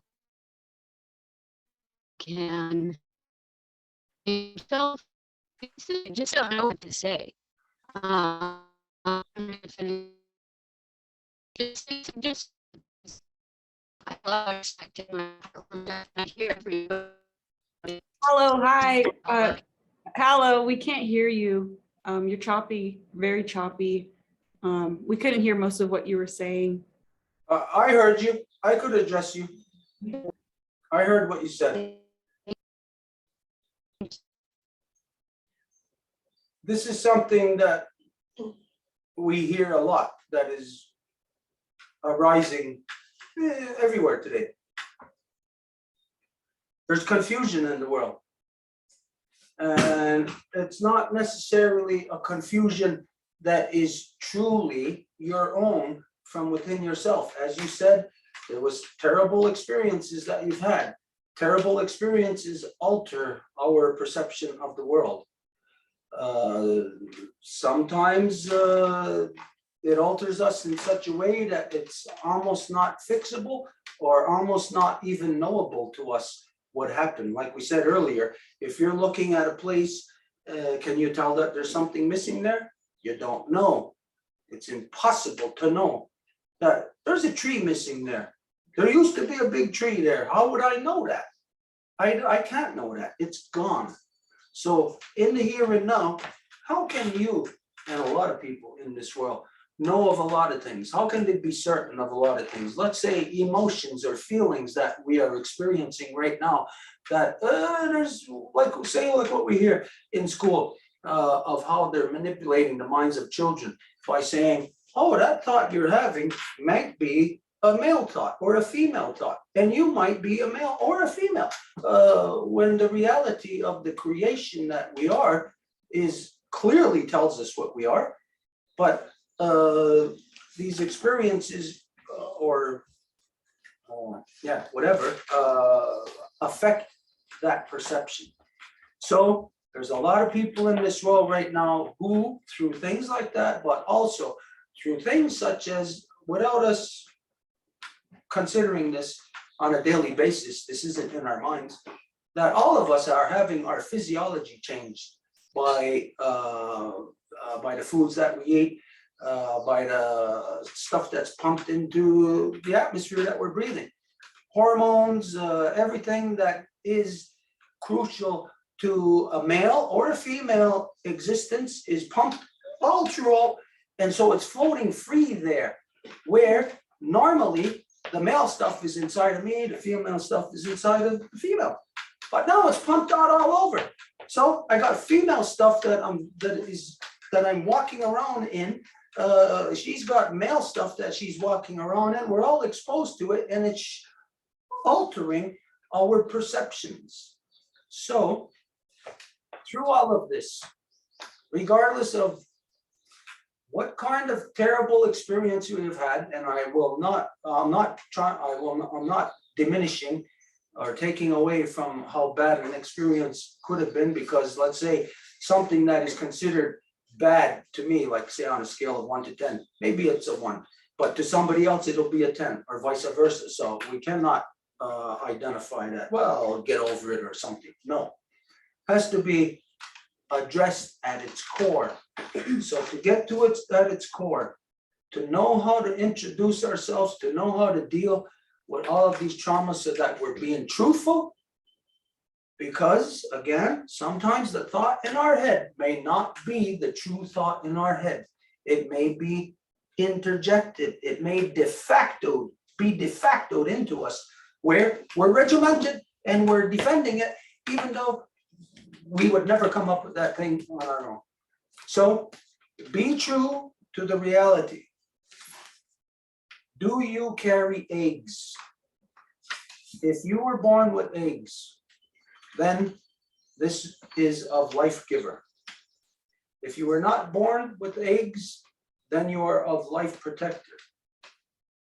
If you are a woman who was not born with eggs, that I know that this is it's possible. I know that it's not really common, but if there is a woman, a life giver that is born without eggs, then you look at as to what she is physically into the world. Now we got to start from there, from the reality of what we are, because if we break us down into our DNA, then we can see in our DNA that it is creation itself that has decided itself to be this side of the strand of DNA, to be the other side of the strand of DNA. And the reality is that we know that that DNA keeps rotating. So that means in the first decision to be this, well, let's say my first decision was to be first time ever in the structure of DNA, I decided to lodge myself on the side of the life givers. Well, the reality is I'm going to switch and I'm going to be on the side of the life protectors, and then life giver again, life protector, life giver. So all of us have previous history and knowledge of being both, because we are the life. And so as we have knowledge of this being both, we also have knowledge of the physical reality of creation, of that it's this sacred dance between the both that must honor that while we are dancing, that you, for me, I'm saying for you, and I'm not saying you, but who I would be dancing with, I must be dancing with the opposite of me. So I must be dancing with the life giver. The life giver must be dancing with the opposite, because if not, then there is nothing that is made between them. No bridges made, no rungs in between the double helix of DNA. And if there isn't, then there's two individual strands doing what they want. There is no cohesiveness to them, which means no physical manifestation. Thoughts, dreams, ideas will not manifest. We are talking about a real machine that creates living beings. Now, if you are thinking about a machine, say a production line that creates an automobile, and you went in and altered that machine to put the tires on the roof somewhere, what kind of end product are you going to have? So we would not do that to any other thing, except we're doing it to ourselves. This is like what was said earlier, where we are cognitive displacement of ourselves. We are cognitively displacing ourselves from the place, the space and time that we would naturally occupy. Pull ourselves out of there, what happens? Does everything just fill in there, and what does it become? It's not us. What does it become? Confused? Lost? Not knowing its place in this world because of maybe things that other people done, or even thoughts to confuse that are put into the mind, or the physical things that are poured into the atmosphere around us that will physically they're trying to alter us. So when we know all of these things, and we know this is happening, and we think to the core of what we are, We must defend us. We must defend us. So how are we gonna defend us? Get from the confusion, get back to the interface. And the interface is at that structure of DNA, you will find yourself. That's where I am. This is where I am. I am solid. Within the Longhouse, our head is firm. We can trace our lineage all the way back to Sky Woman herself. There is no swaying in this. This is a solid line. This is what you are. This is what we are. You have been convinced, or others have been convinced or tricked by something that wants to break us. Do not allow it to happen. The cohesiveness is dependent on you to hold us together. This puts a lot of weight, a lot of pressure on your shoulders. The same weight and pressure that's on my shoulders, that's on everybody's shoulders. We have to do this together. But as a part, we cannot, it's not being addressed. So the things like we said earlier, not the things, but like what was said earlier about knowing what has to be counseled upon. So here, when we achieve creating the council, the first things we must throw in there is the most important unaddressed issues. That's what must be thrown in there. And so the first thing that must be there is what has been done to the human mind. And we know what has been done. It's male dominance, so it means the first thing that must be addressed is what has been done to the women. This is the first thing that must be addressed. So I don't know if this, in the first place, I couldn't hear you that good. You were broken up, but I think I understood what you were saying. So I don't know if this really addresses what you were hoping to address. I got some clarity. I know I'm a life giver. My daughter's sitting right behind me. That's a good start. Thank you. Apologies for not being clear through the communication stuff. I'm gonna reflect on what you shared. It wasn't you that wasn't being clear. It was the, you were all broken up, like we could barely hear, like maybe two words in a sentence.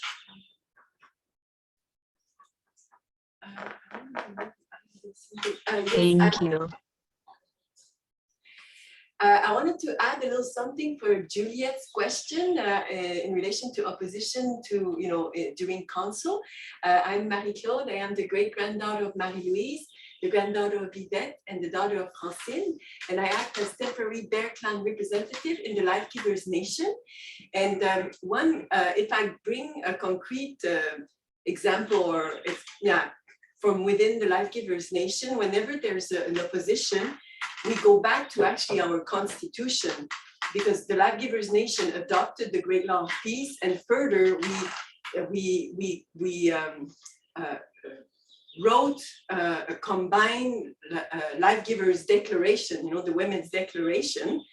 And one very important function within the council is that if someone opposes, they have to have a legal opposition, and then that's where constitution and I guess the direction, where the group is going, what people are counseling on, go back then to our constitution. And within the constitution, within the declaration, we have very specific things that were named in what we don't want to be part of, say, what is the Great Law of Peace, exemplified in the world. And so if there's any element that goes, connect to that declaration that are going against, of course, it's not, you cannot bring that as an opposition during council. So we bring forward, is it a legal opposition? So I just thought this might shed additional light to your question. So. Yeah, so to get to that stage of asking, is it a legal question, then this implies, again, that you have to know constitution, what law is, Great Law of Peace. Again, this brings us back to the ninth moon of the Great Law Recital.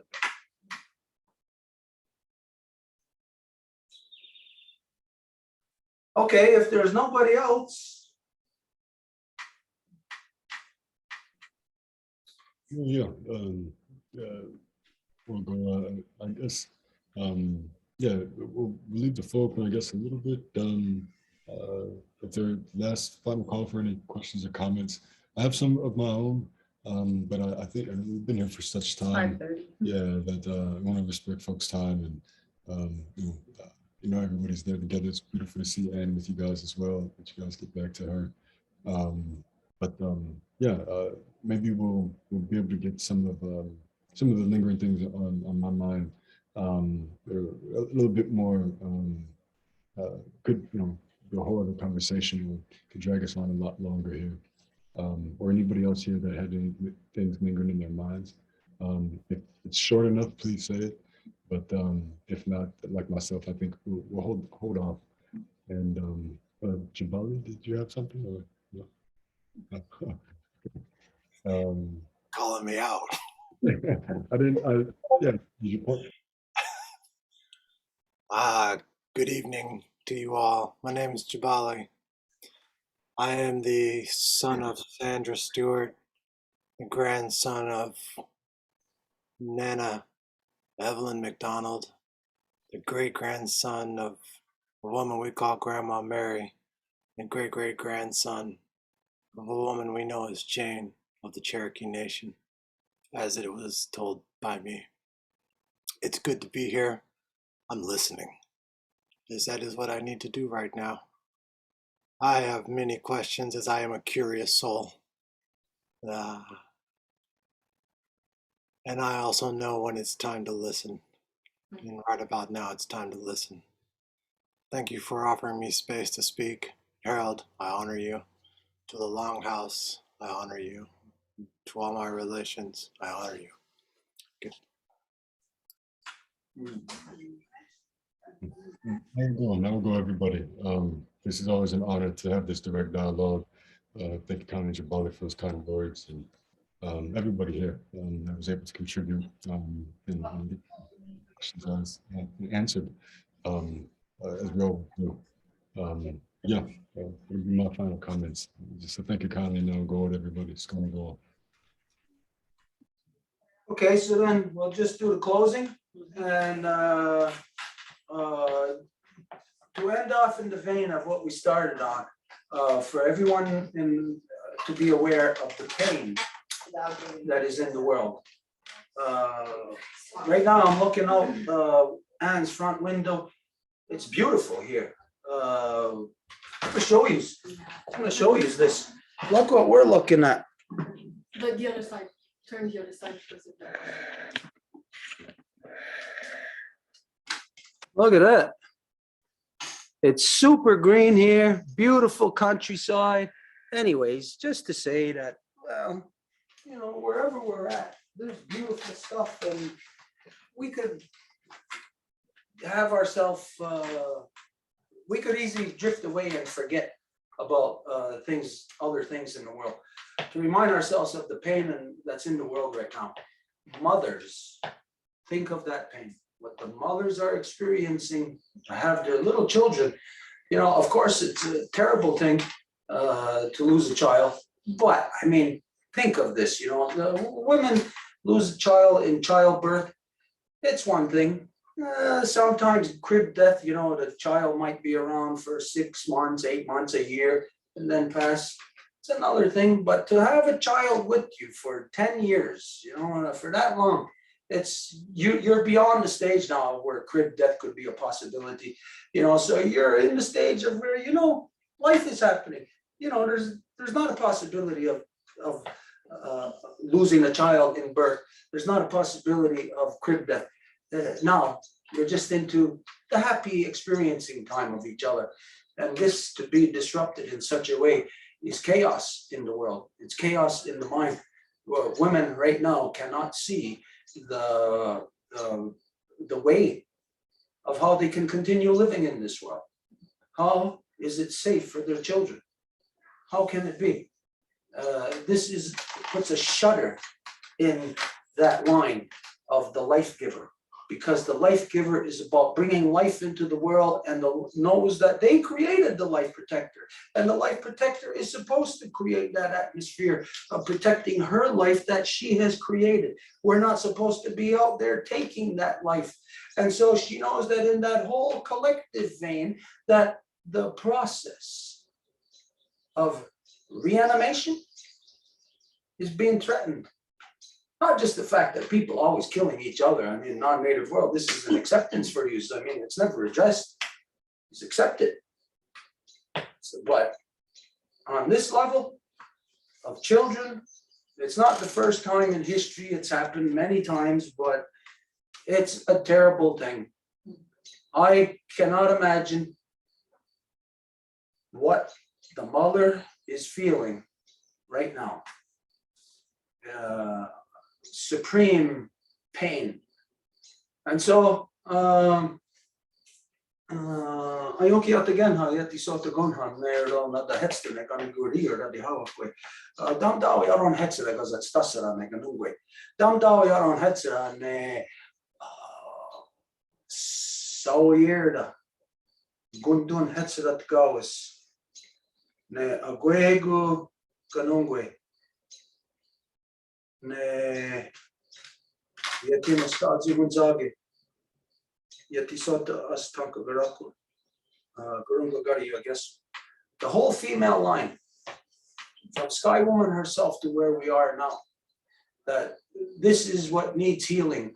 Not that she is sick or she has done something wrong, but her son is gone crazy and is killing her and bringing her pain and suffering and distorting her experience that she has created for us. And so we ask the powers that be of our ancestors that carry the good mind to help us, to show us how to return our mothers back to their natural seat of authority within all our nations so they can manage all our people properly once again. Because as we see at the flashpoint of what happened yesterday, it's management.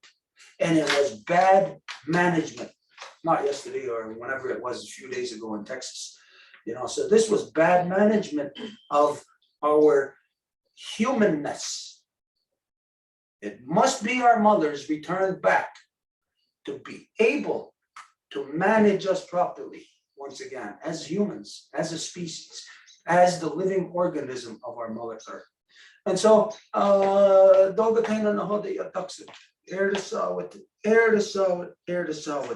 Kenya Heavyweights in Ijoano. We have nothing to do with bad, nothing, which means for you to assess bad, you must have the program of Constitution of Creation to be able to say this is not within the parameters of Constitution. So to return knowledge of law back to the hearts and minds of the people. And if you don't know what that means when I'm referring to that, we're talking, of course, of great law of peace. Think of a great law upon our Mother Earth that locks everyone into peace. And that if you broke that law, just like today, if you're worried, you're scared to go through a stop sign, or you may be sitting at a stoplight at 4 o'clock in the morning in the middle of nowhere and you're waiting for the light to turn green. Does it make sense? We're in a state where everything that we are doing does not make sense. And so it is our responsibility. It's not somebody else that's going to do this. It's not a government. It's not a corporation, an institution, an organization, or a religion. There isn't anybody leading you into correction. It's only going to be you, and it's only going to happen through you being exposed to the knowledge, the true knowledge. So,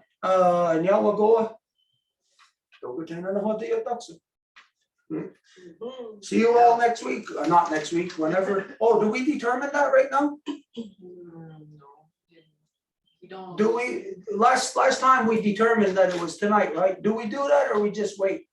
No, it was determined by email. Okay, never mind. All right, then we'll go up. Anna. See you tomorrow. Thank you. Bye. Oh, I got a sore ass.